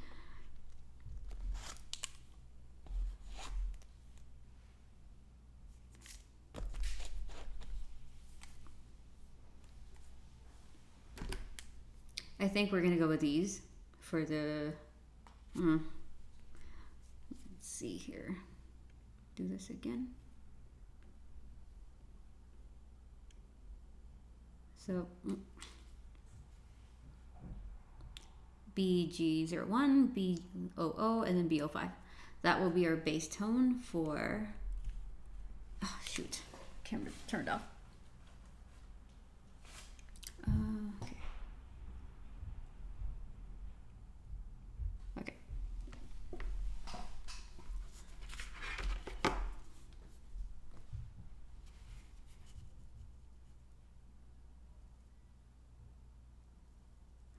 Michael White, yeah, I think I might do that. Yeah, for sure. That way there's a separation between her and the background, because it's going to be kind of basically the same tones. And then I'm probably going to add a glaze of like a warm color on her. In fact, what I could do really quickly to show you guys in case, you know, we never get around to it. Let's do this color. Yes, no, maybe.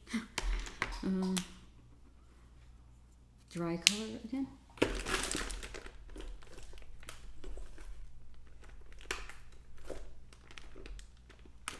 We'll do even blush. Oh, here we go. Oh, thank you so much. Is it Alrix? Thank you.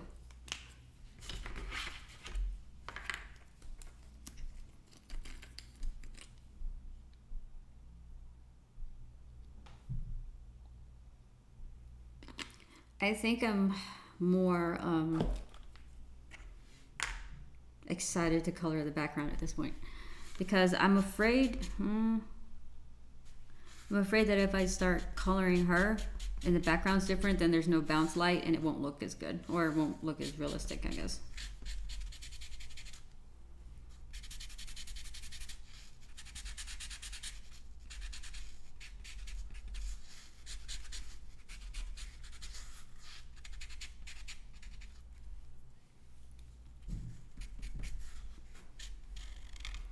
Okay, so I think this might be a good color to warm things up in the front. But for now, let's just go with the background. Here goes nothing.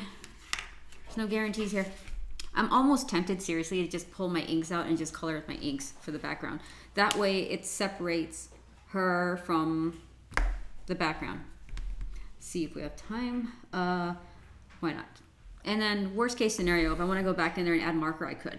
So, yep, I'm going to pull out my India ink so you guys could see how I layer different materials together.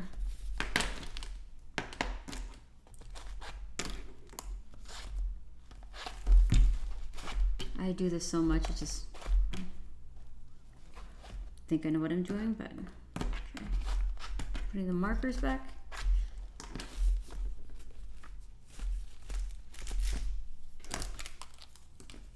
Okay, so I'll put these to the side and let me get, darn it, my ink water is dirty right now.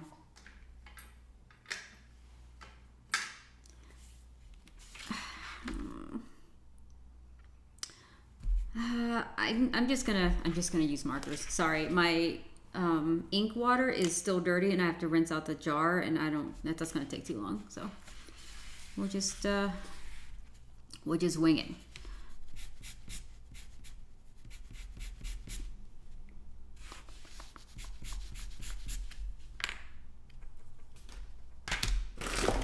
You guys are going to see me moving pretty fast here, just so we could get through this and get as close to done as possible, so you guys could see the whole process and doing the background and foreground, because I do get asked a lot how I do the background and foreground, especially in comic books. So, you know, how you separate the foreground and background.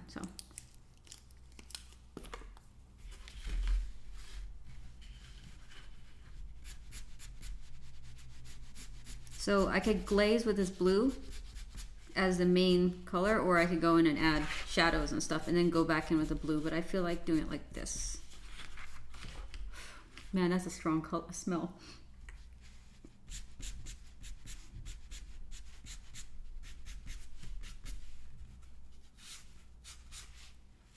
So if you want, you can squint your eyes and see how you distribute the blue, just to make sure it's distributed evenly in areas, and or there's a balance where it's not too heavy in one area. So, dang it, ran out fast. Michael White, yes, I am going to have light coming from the front of the bike. I just don't know what tone I want it to be yet, what color, whether it's going to be like a warm color or a cool color. So I'm just going to leave it that way for now up until the last parts, which I kind of like doing. I go in there with the color accents afterwards, after I've went through everything else. So, okay.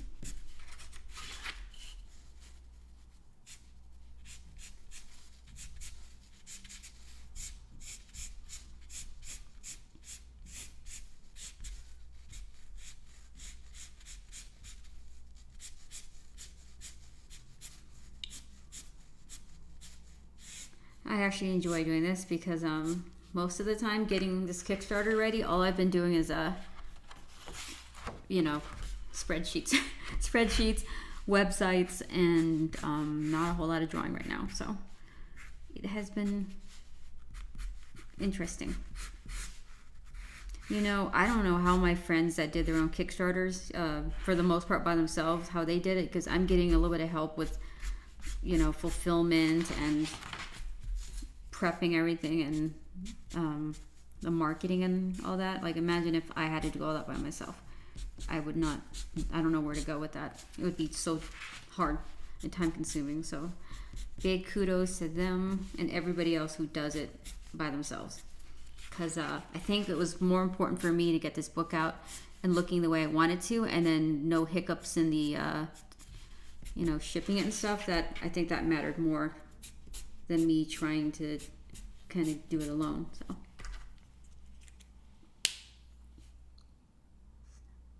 Hello, my Monstamics.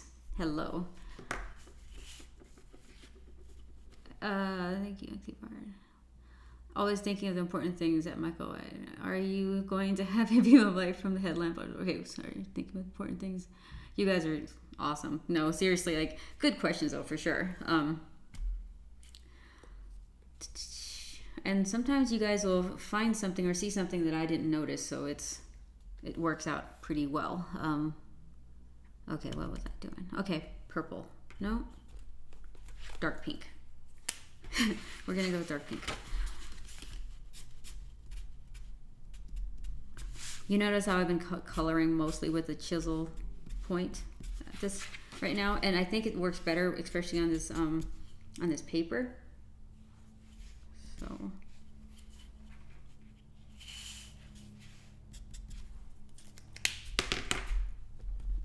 I should probably show you guys what I'm looking at so you know some of my color choices.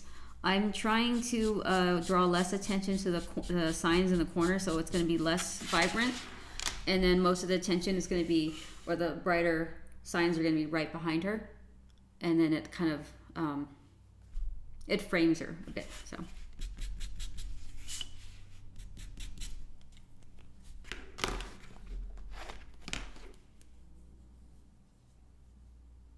So Devastator Omega, funny, my friends asked me if I have a playlist for my comic book when I'm drawing, and I actually, every time I work on my own book, or just in general, I create a Spotify playlist for the book. So Neil Wonderland has its own playlist on Spotify, where I just, as soon as I'm drawing Neil Wonderland, I will put on that playlist. And when I was doing Lola, she has her own playlist, and so that's still available, I think, still up on the internet or Spotify.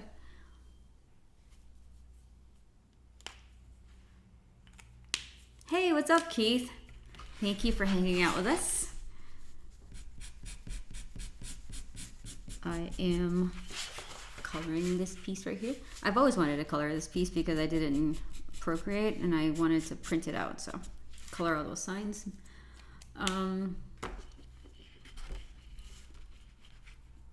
what was I saying? Oh yeah, so Lola has a playlist and Neo Wonderland has a playlist on my Spotify.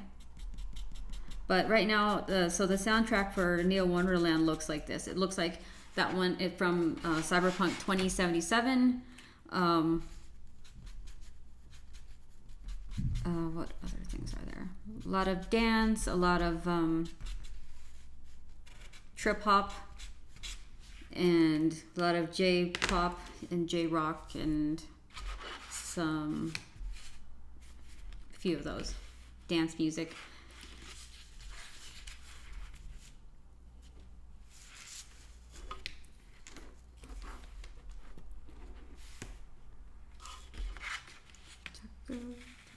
Taco.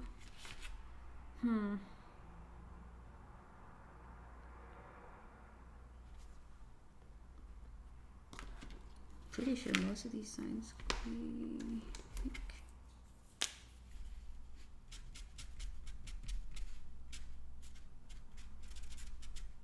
So for this part, I think I'm going to squint my eyes and just try to get some colors together. Dry again.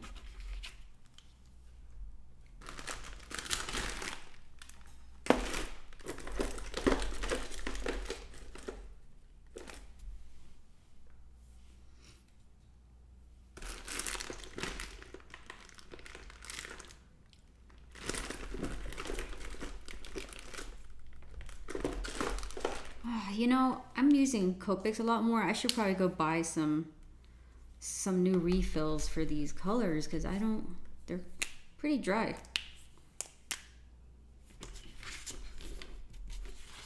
Oh, no, I wanted this color. It's called Honey.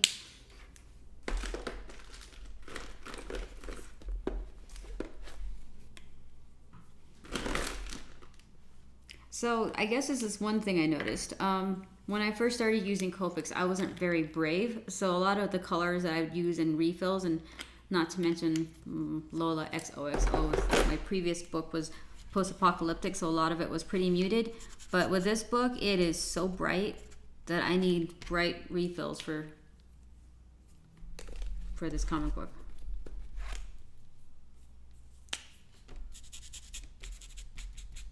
And I think I'm less afraid to use bright colors. But when I started out, there was no way in heck.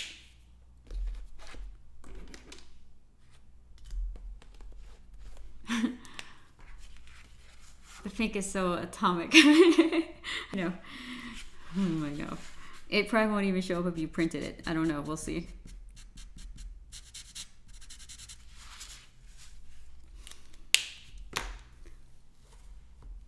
You know... See if I have it. No, I don't. Oh, yes, I do. Okay, fun stuff.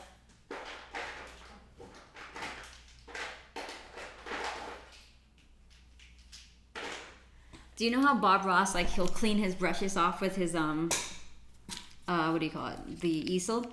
I'm gonna shake some of my Posca markers. So...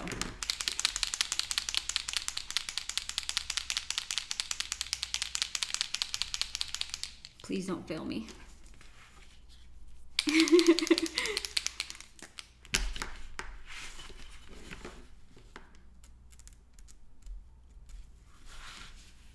So if I wanted to go in and highlight some of this on the side, it's not looking so hot right now, no pun intended. It looks like...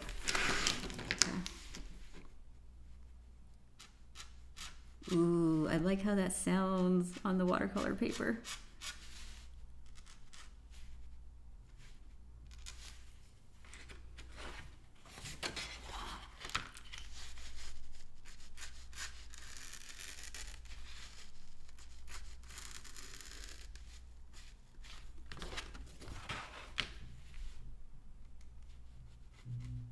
You know what sound I also like is when you carve out like a screen tones, the real screen tones, and then you peel them off. It sounds so satisfying. I have to get more of it so we could do an ASMR episode where I'm doing screen tones and you could hear me peeling it. So Pashka time. I'm skipping around because I don't think I'm going to be able to get the whole thing done today on camera. So I figured, why not just...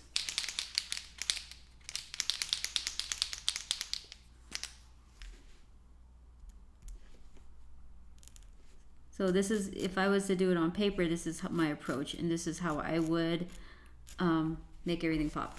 So.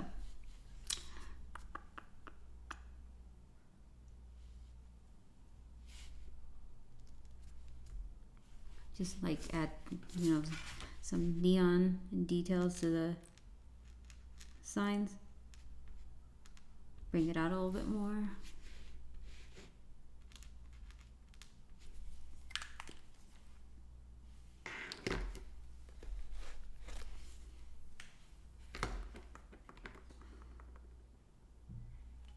I don't know if I like that right now, but I can fix it later.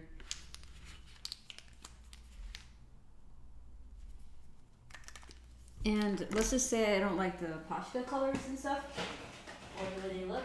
I also have these ones. So this is the acrylic ink, and so I would use these if I needed something a little bit more robust for highlights. So yeah. And may the scissors glide across the paper. JCC. Oh, I love the sound of the paper gliding. My mom used to cut fabric, and I'd have to hold the other end of the fabric, and she'd take the scissor and just like run it through the fabric, and it sounds so cool, and it makes like this perfect straight line. So it's like so addicting.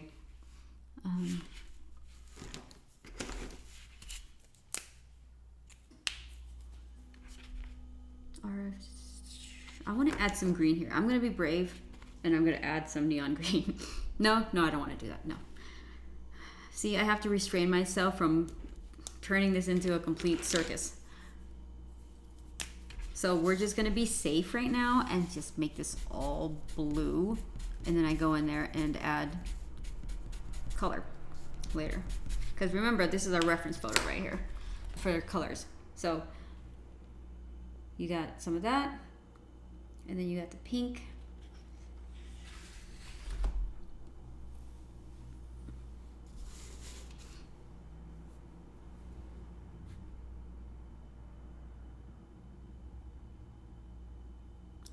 Oh, I'm sorry.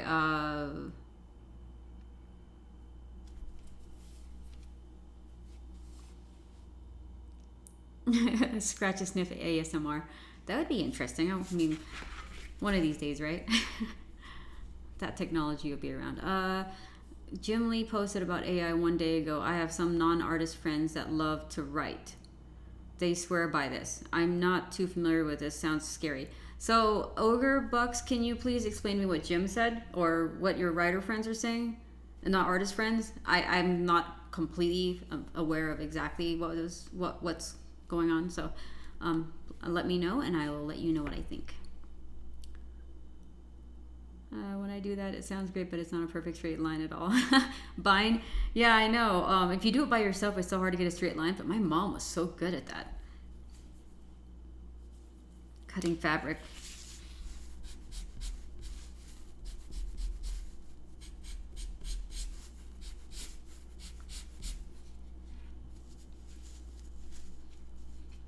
Oh my gosh, JCC, yeah, curling ribbons. Oh my gosh, the ASMR, just the words that you use to describe those things that happen. Yes. What else do I like?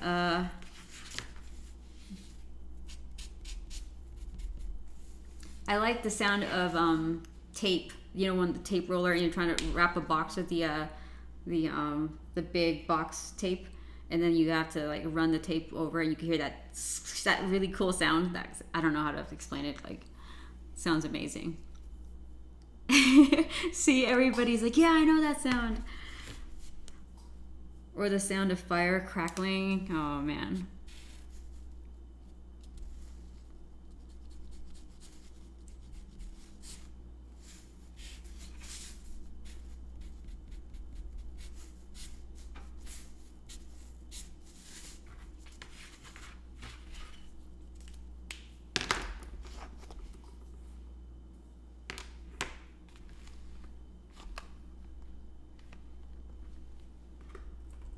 B93.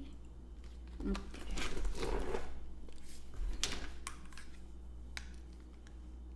Yeah, Cleaver, that's exactly how it sounds. I should be hiring you guys to help me with the sound effects in the comic book.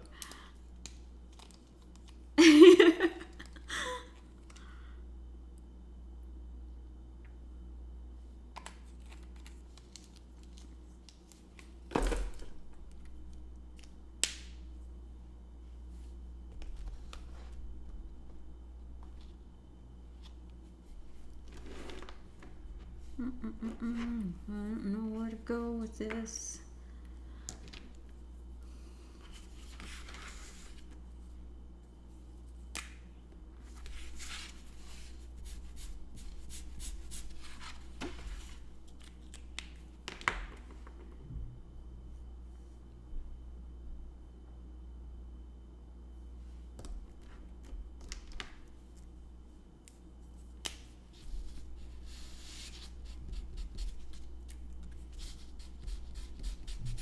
Okay.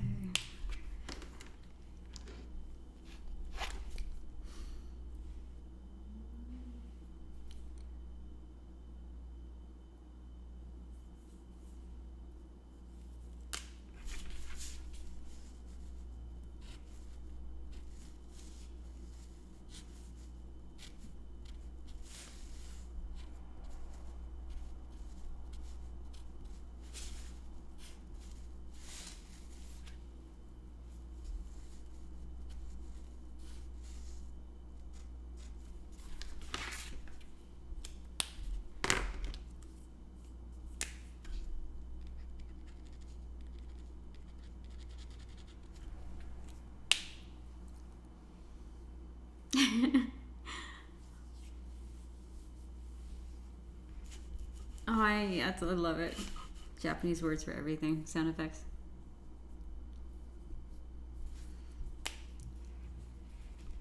What's the sound effects for the marker snap?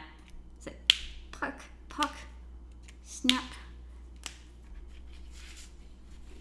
You guys came here just to listen to Copic markers capping and uncapping and capping, right? I want a really bright orange, but I don't have one. Maybe this will work. I'm gonna be brave, you guys. I keep hesitating, like, I don't know if I want to do that. See, that's the thing with markers, because once you put it down, it's there. You could try to cover it up, but you know. And I guess that's also why it's so enjoyable to do this, right? It's finite and real.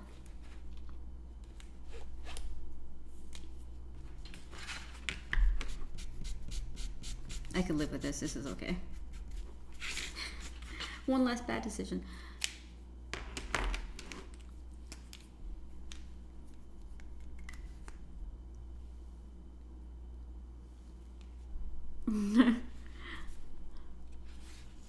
Hey, magical posters. It's you know, it's funny. Some of you guys I'm so used to having on the stream that when I see you pop up, I'm almost assuming that you were there already. And then I'm like, wait a minute, where's Vince? Where's Vince Hernandez, you guys? Oh, where is Vince Hernandez? He's gonna show up like in 2 seconds, and right before I log off. But then, you know, to be fair, they've been so busy with the Echo's Kickstarter that he's probably like so tired.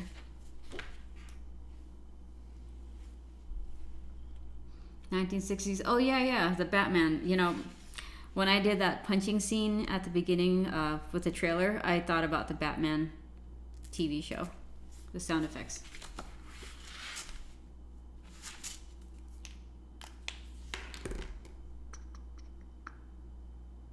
I want green. I want like a nice green. I don't want like a... I don't have any good greens. I'm tempted to go to Michael's to pick up new markers because of this. I can't do that. A nice green and a nice yellow. Just new colors to play with, because this is restrictive and I don't like it. Do I know how to draw fighting scenes? Magical posters. Do you guys remember which episode it was when I was drawing that fighting scene where the guy had like the smiley face and the vampire tattoo on his arm because we thought it was silly. I think magical posters maybe 6 episodes ago I was drawing a fighting scene, so that you could watch that one, I think. This whole book is nothing but fighting scenes, and see, that's the problem with trying to sneak peek it, and peek with 2 E's. Sneak peek it online without getting into some kind of content strike just because of the fighting, and then someone's got a black eye or like blood coming out of his nose or something. So I can't sneak peek those things, and so it's things that you'd have to hopefully maybe I could post on my website or something, or else you're never going to be able to see it on YouTube or the Kickstarter page because I don't know if it's appropriate to show those things, or I don't want to take the chance, I guess. It was one of the first ones, Cleaver. Okay, so it must have been the first 3 episodes where I was doing the fighting scene ones. Yeah, because I think the first 2 I was doing commissions, so. Oh, thank you so much. Is it Vise Art? Vise Art? Thank you so much. That means a lot to me. Oh. And Harlan the Goat. Hey, what's up, Harlan? Just saw you there. Batman is classic for those fight scenes. Wimslore, you know what? There might be some scenes in my comic book that I'm just gonna take from Batman because just to pay homage to it, homage, and why not, right? Pale olive. I'm trying to figure this color out. This green, I really want to use green, but I don't want to completely throw this page off, so.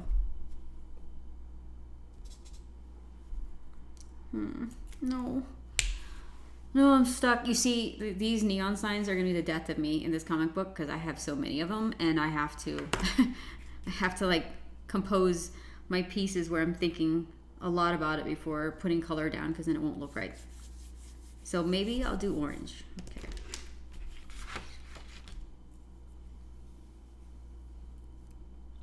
Yeah, you're right. Michael, you'll wait till I return from Michael's. Yeah, like with new colors. Like, hey guys, look at my new stash. See, this is dangerous because like all I was doing was waiting to have people to share my art supply, shopping with, and you guys are here now. So I'm like, ooh, I show off all the cool supplies that I got, like show and tell. Oh, thank you so much, Arthur, for the not only super chat, but for all your support, of course, again. And I appreciate it so much. I can't wait to hang out with you again on Tuesday. So we'll see you soon. Are you leaving now? Where? Arthur is so awesome. We were at Hank's and he would be there the whole time I was drawing, and it was so sweet to meet him in person. So it's really awesome to see. Hank's in Amsterdam. Art Hall, yes. Lars Leonard, would you ever go in Photoshop after finishing and spray up the light effects and colors? Might work wonders with your piece with all neon. Yeah, once in a while I would. I mean, for sure, yeah, because when I scan it, I'll look at it and go, what can I do? If it's a cover especially, like I won't hesitate. I'll do what I have to. But if it's just like a commission, obviously I can't. But yeah, I do that sometimes. Like Clip Studio is perfect. I'm still, aw, Arthur, you're so amazing. Oh, and he's still here, yes.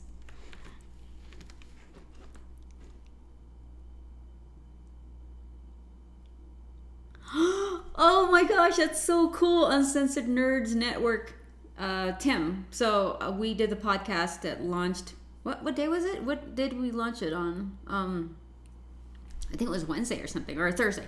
We launched it on Thursday, and I had so much fun, and I really, really, really appreciate you helping me out because, yeah, it was Thursday, because that meant a lot to me, and I had a lot of fun talking about my book, and I appreciate actually finally getting to meet you after you telling me that you've, saw Lola and you were a huge fan of that, and so thank you so much.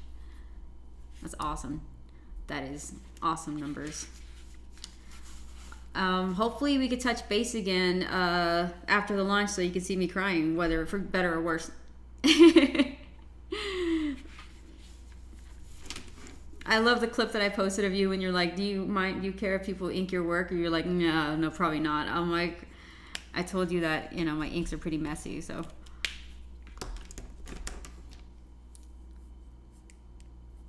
Oh, sweet. Yeah, it was so much fun. I'm tripping over my own thoughts right now. Like, what am I doing? I think it's because I don't want to use these colors I have right now, and I don't want to introduce green, because once I introduce green to this color palette, because I think it's such a different hue that I might regret it. So I think if I do end up adding green and stuff, it's going to be towards the end once I've added all the warms and the blues, So that's how I work out the signage for these pages. And luckily, though, the book is colored digitally, so if I change my mind, I could fix it. But when it's marker, once you put that color down, that's pretty much it.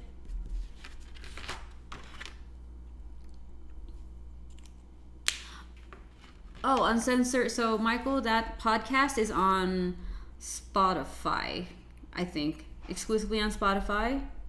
And if you go to their Instagram page, or you know what, Uncensored Tim, can you put the link to that Spotify episode in the, I don't know if you can put links, I'm pretty sure you can, but is it possible for you to put the link in the chat, and then maybe I could also put it in the video description after this. So okay, so let's add a few more neon signs so you guys don't, sorry, cameras are dying. My camera's shut off after half an hour. So I'm gonna try to get some of these hot colors going so that you have something to go away with instead of all this blue. And then I think I'm gonna call it a stream. So I think we're gonna go for another, let's just do 25 minutes. See how far I go. 25 minutes.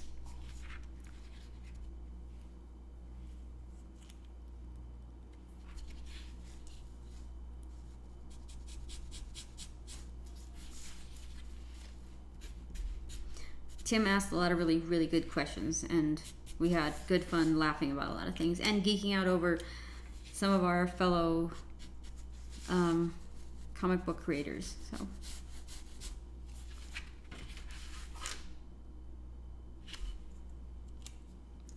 good night, Magical Posters. Thank you for hanging out with us again.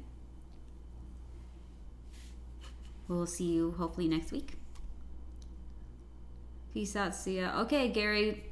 Thank you for hanging out with us, and see you on the next one for sure. Yes, I'm probably going to do it Tuesday.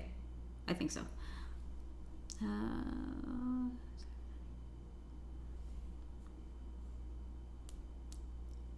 Did I miss anything?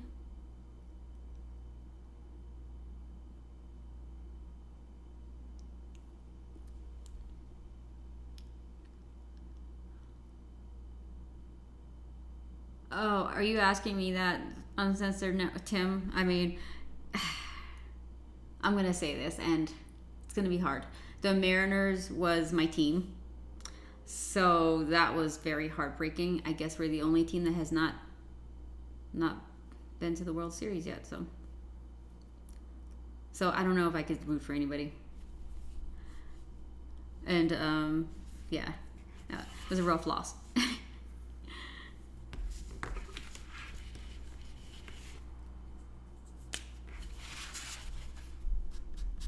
But go Blue Jays, right? I have friends that are definitely Blue Jays fans.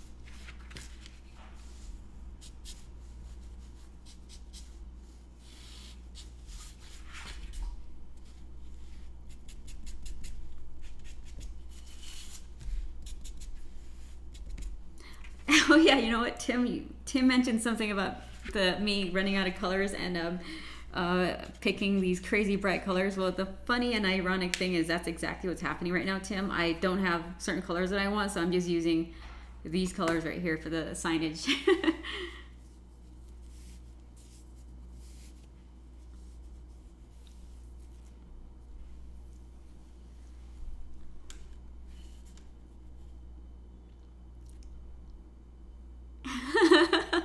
Tim, yeah, I know.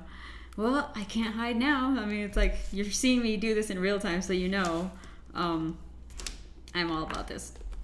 All these crazy colors. I'm thinking we need some orange right here. Yeah.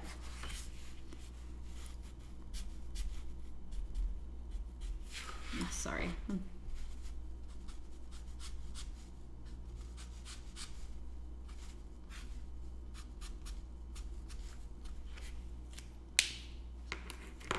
To an X, do I draw all the time? I feel like I do. I feel like I draw all the time. Except for this past few days, I've been focused on getting the Kickstarter ready, so I haven't really drawn much of anything. So when I started doing this today, I was kind of needing to warm up.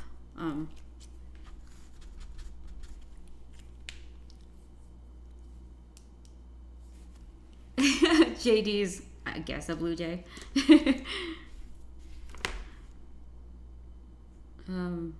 Yeah, I guess it's better to root for them than another team because you're in the town, so you know how that is.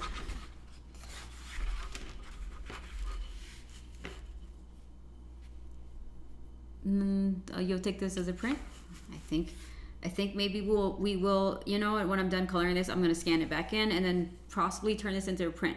Because right now this is available as a print. It will be for the Kickstarter, but it's in black and white. So I think this would be nice to have a colored version instead, once I'm done with this. Yep, we got a ways to go. Yeah, why did I choose to do a comic book with all these neon signs, you guys? That was kind of like coloring with Copic markers on Lola. But at least the interior is done with a program, so it won't be like this, where I have to be careful. I'm thinking I could put green right here.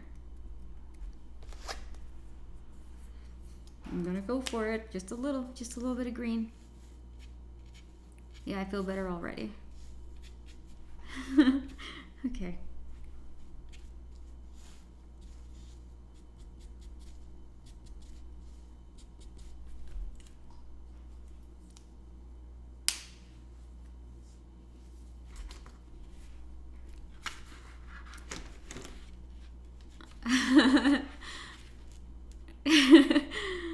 Go Jays over.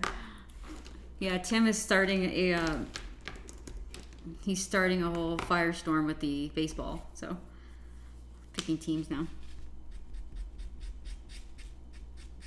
Yeah, that Mariners loss though was devastating for my family and my friends from Washington, so.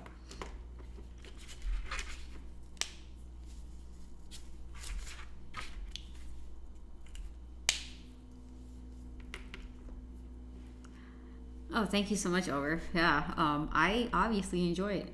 I just wish I had the right orange. Like, here, I'll show you guys the orange that I have, and it's dry.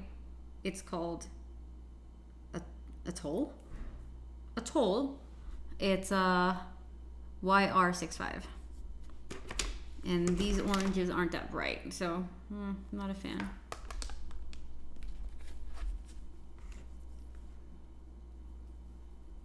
You can't call your book non-Neo Wonderland.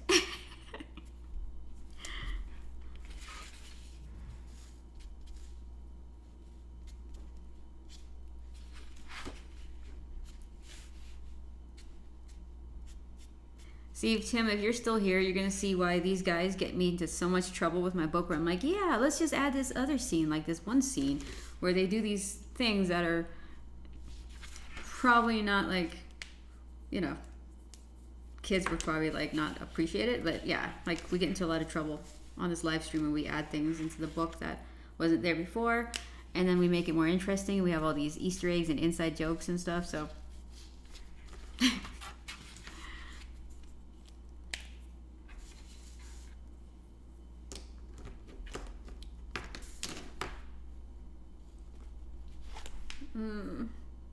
I have so many markers again, look.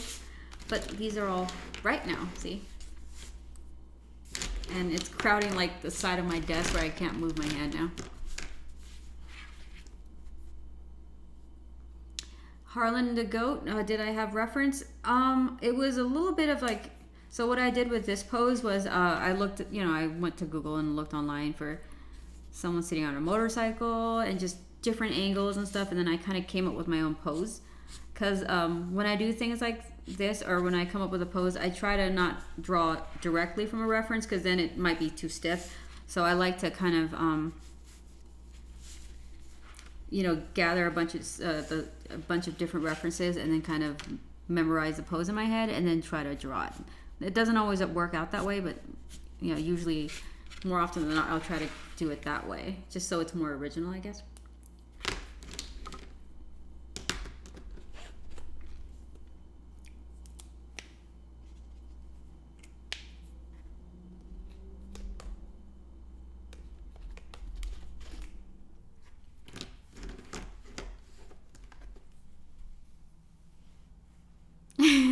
It needs a blimp in the background. I could possibly put a blimp up here, I guess, when I start coloring it with the what do you call it, with the Posca markers. Man, there's just so much going on.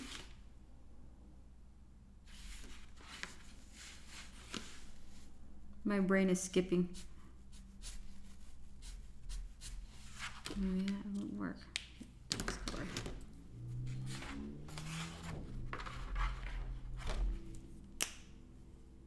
So what I'm gonna do after I get the neon in is, so maybe I could show you really quick. So instead of leaving it like this, wait a minute. What if I did this? Oh, I could do that. Okay, never mind, scratch that.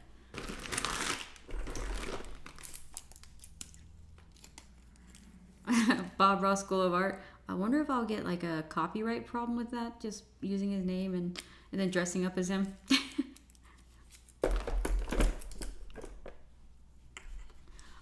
Is there a Lola Easter egg in Neo Wonderland? Oh, there could always be an Easter egg. I've got so many Easter eggs right now going in my comic book. Why not, Yeah, thanks for the idea.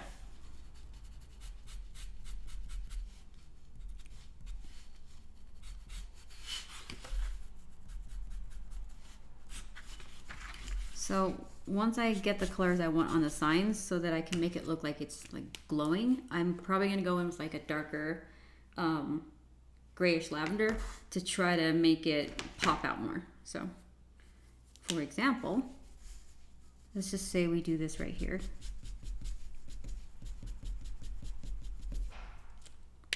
And then we could go with a Posca too.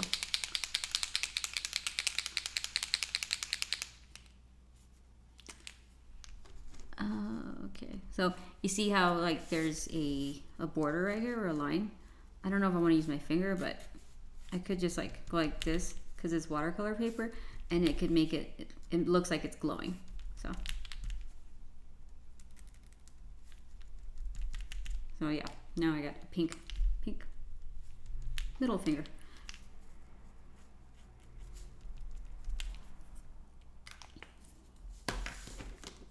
And then we go in with this, and then we darken stuff. I think it needs a little bit more orange.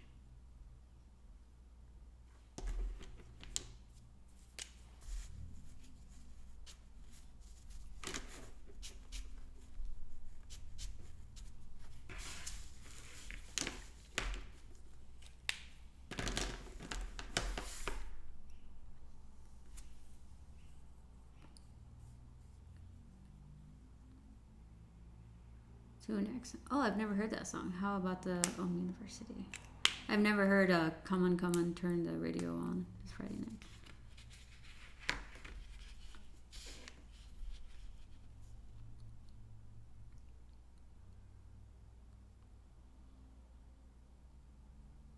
Oh yeah, JD, that would be, yeah, I could ask him that, because that helmet was really cool. And I thought, yeah, I don't think they'd let me, but it wouldn't hurt to say, hey, that was a really cool design. Francis is great at designing helmets. I don't know if you guys noticed helmets and masks. for Rockefellers.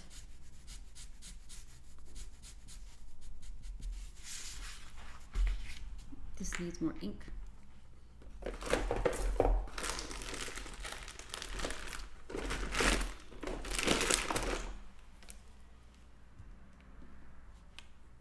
Yeah, isn't that amazing that we get to see Francis drawing? I mean, he was my go-to muse when it came to like ink, you know, like the way he inked, and so impressed by his colors and stuff on the Flash. Or sorry, was it? I think it was Batman.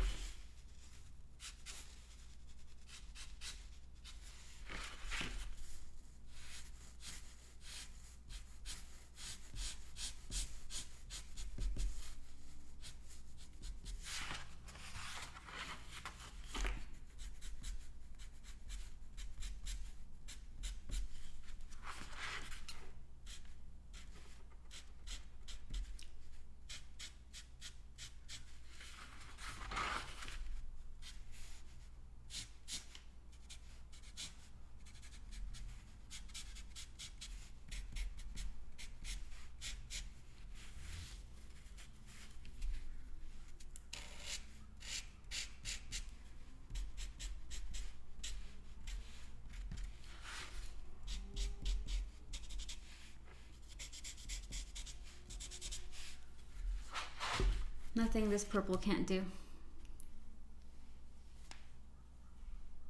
Oh, Tunix, thank you so much.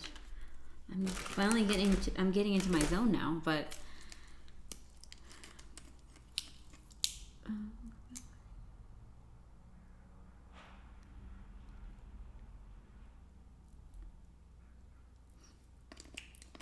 I'm, you know, enjoying this right now because right after this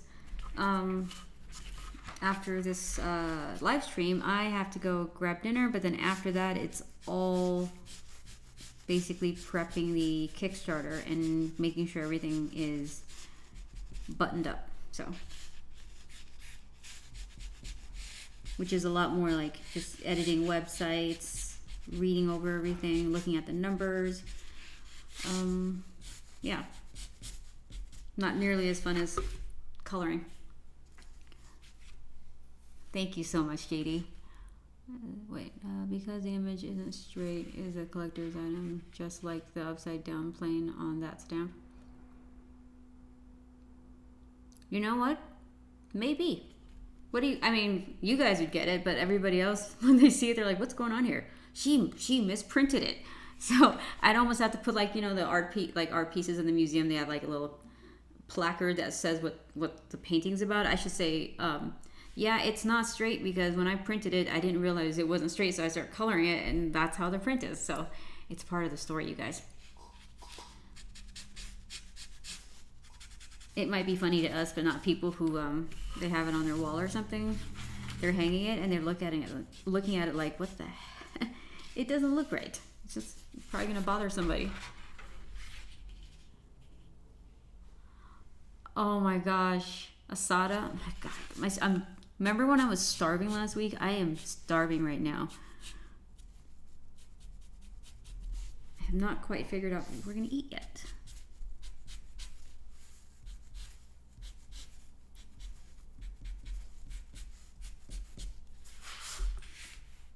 So much purple.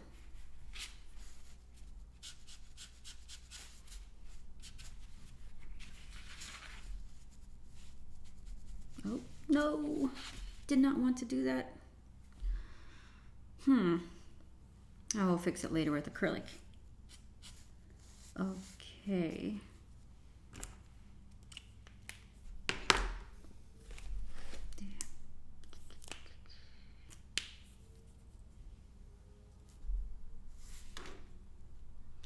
Ogre, yes, there is a scene. There's a few scenes actually with all of them together, including the little kitty cat, Pocky.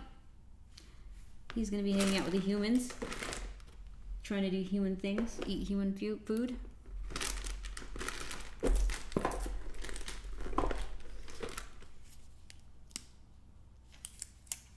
Should I save this as is right now, or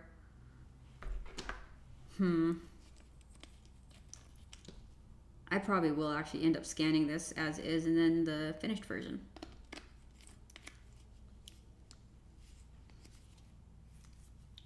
In fact, I need to film a basically mini documentary for the making of this comic book, so I have to start breaking out my other camera to do that, because I'm using the 2 cameras that I usually have to film this right now. So thank you guys for hanging out with me. So we'll go another 5 minutes, I think, and prime rib for dinner. Yes, drooling prime rib. I'm not sure what I'm gonna have yet, but yeah, I'll go for another 5 minutes, and then we will meet again on Tuesday during the Kickstarter launch.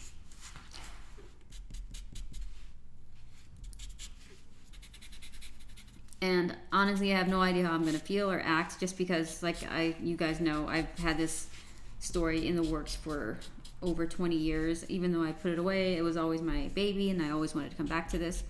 So I'm not gonna know how I'm gonna feel. So if you want to see some randomness or some emotions, I'm sure it's gonna be something. So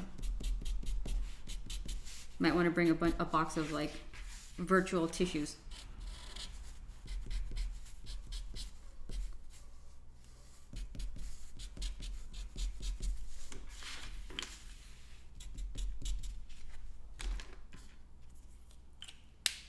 I'm jittery and stoked. Aw. Oh, thank you so much, Shady. I know it's so close. It's like I had to tell myself, hey, just enjoy the ride, enjoy this journey, because you waited a long time, instead of like panicking over every little thing that happens, which is me, of course. That's kind of how I was for a few days. So finally, I was like, you know what, this is just overwhelming. So just gonna enjoy it. And I have you guys here, so you're gonna, even though you've already helped me enough, you're gonna make me feel comfortable knowing that you're gonna be there. So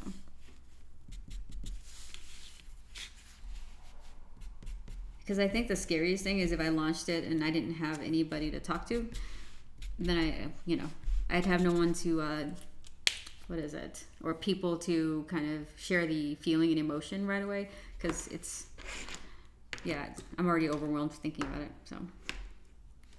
So thank you.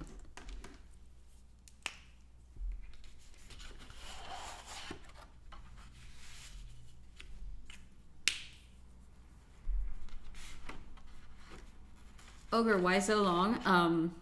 Because a lot of things kind of, I had more work that kind of came in the forefront, and I was building my career at the time, and so you took whatever you could.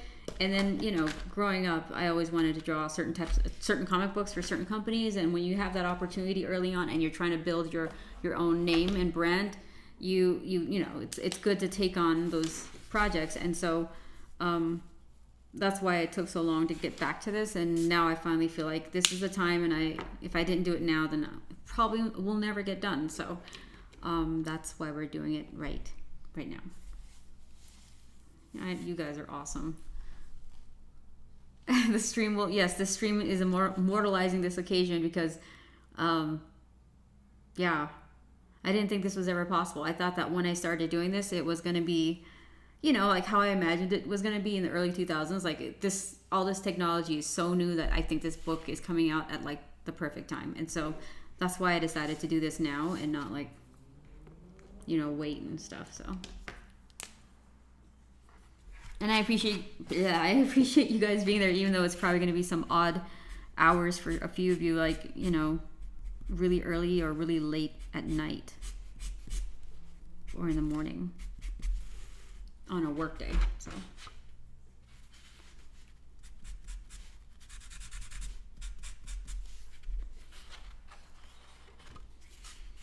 yeah. So I'm gonna go back in and do some signage and stuff. If I didn't need this drawing done so that I had this as a Kickstarter tier, the colored version, I probably would just wait until Tuesday to finish coloring it. But I might have to, if I have time, I might have to color it before that time. So we'll see. Cleaver. Oh, Michael, yeah. Everything does happen at the right time. That's what I tell myself, at least. Like, no, this is the right time. You do it now. Or maybe it's just like, I don't know. I have to get over a lot of fear and stuff. So.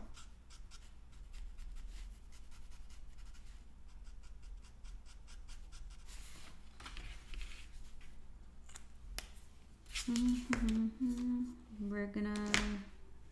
Where's my blue? So many colors. Oh, here we go.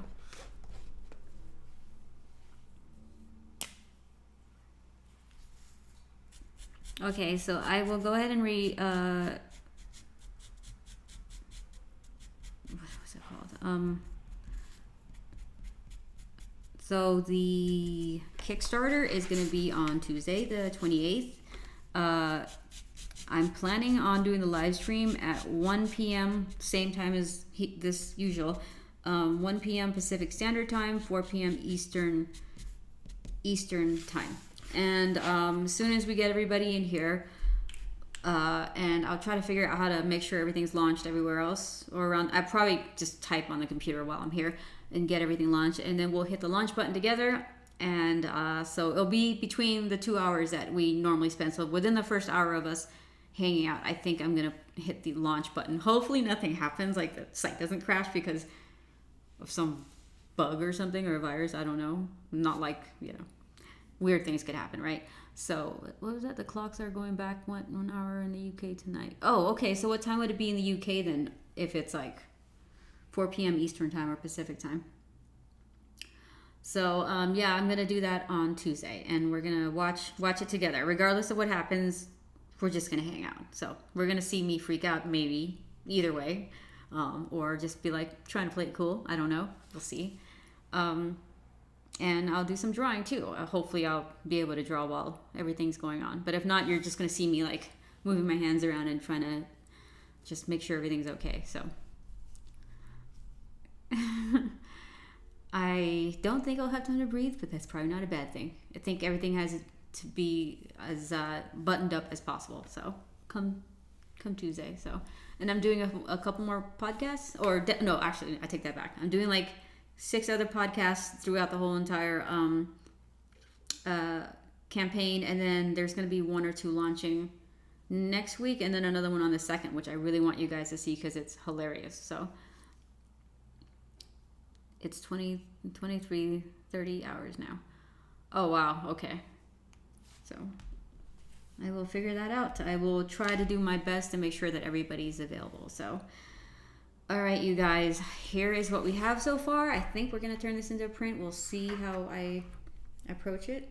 It's not straight, as you guys right here. See, I printed it out and it's not straight. So I may straighten it out on the computer so that people who weren't here during the live stream don't think it looks funny. So, well, thank you so much, Richard. I can't wait for you to spend all your money on me as well. So, red carpet event, will there be champagne? Well, I was thinking I could have champagne. You guys could have champagne where you're at, and I'm gonna film it here, I think. I'll try to do something cool so it's more interesting and special and different. Maybe have a green screen. No, I don't know about that, but so red carpet. I could buy a red carpet and just put it back here. So,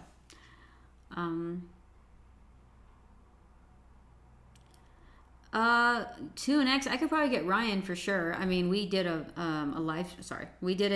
podcast together, but live I have not approached him about that. So yeah, I could try that.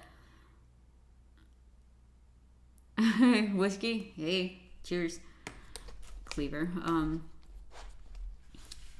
So, I'm so glad you hung out with us too, Brian, and thank you to everybody who's actually able to make it this time. I know that sometimes the notifications are a little funky, but So while I put my markers away, I will finish reading everything. So let's see. Oh, thank you so much, Michael Richardson. I do realize one thing though, and this is the reality of it. Everybody is launching, it feels like everybody's launching their book in October. And had I have known the volume, not that I mind that there's people doing it, but I would have, I think, waited a little longer. I think because I needed a little bit more time to put things together, because I felt like I was kind of last minute doing a lot of stuff, because I had like a 2-week runway to get this thing launched. So I'm gonna put my markers away. Thank you so much, Tunex, Brandy and Cigar. Damn, that sounds fancy, Richard. Thank you, Glitter and Duct Tape. I'll go get a bottle as well. Yeah, you know what, you guys? If we raise whatever we raise and it's just everybody in the chat, that would be hilarious. And it'd be like our book, right? So that would be perfect for me.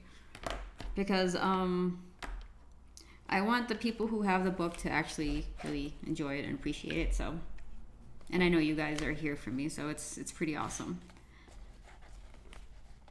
I can't ask for better support, you know what I mean? And I didn't see this coming when I started this book years ago. You know, I was gonna go on the path of, oh, I'm just gonna pitch this to Image and stuff like that, but I feel like this is a better way to go if I want to build my publishing company at some point, /arcade /restaurant /comic book shop. Okay. Aw, JD, that's so sweet. Honestly though, I haven't looked forward to Tuesday in a long time as well, so it's not just you. Oh, cameras are dying again.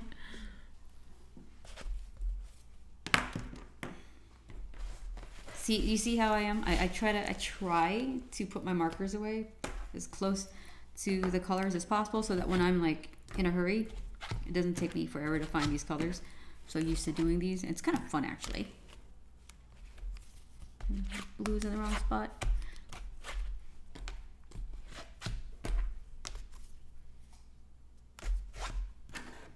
That's it. Well, no. Oh no. Some of these colors don't even look right. Like I don't use them. Ugh, there's like colors left out. Oh.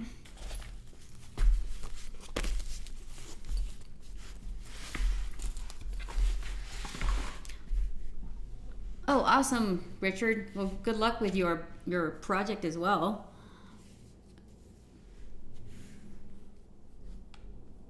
Oh, Cobra Knight, you're right. Yeah, you could always use more time.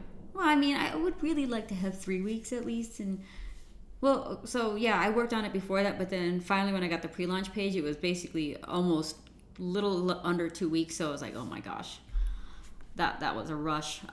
But hey, here we are. We got to do it. So. You're gonna go rub up bank for the Kickstarter. Is that even a thing now? Because everybody uses cards. Oh, Alpha, you had to do your chores. It's okay. Well, we're leaving too, so we're all leaving at the same time. So, all right, you guys. I'm gonna go ahead and scroll up and say goodbye to everybody that's still here, and then I will see you guys on Tuesday, same time, 1 p.m. Pacific time. So let's see here. /hoverboard shop. Yeah. Sorry, I forgot about the hoverboard. Hi. Okay. Well, goodbye to you, Philip, Wemslor, Alpha, John Brown, Arthur. Thank you again. Michael White, JD, Glitter and Duct Tape, Cleaver Art, Richard, Robbie, Digital Photography, Tunex, Ogre Bucks, Cobra Knight, Detective Buckets, Shichoke. Thank you. I'm saying it all fast. Shichoke, Wemslor, and I'm sure I'm missing a few of you, but I'm going to keep scrolling. If I didn't call your name, you could just say bye right now, and I will go back down. Bine, probably gonna repeat a few. Inktology, Ghost Monk, and then Devastator Omega. Yes, yes, yes. Okay, you guys, I will see you in a few days. So please have a great weekend, and thanks for hanging out with me again. And see you guys soon. Ghost Monk, Richard. See you guys on Tuesday. Bye.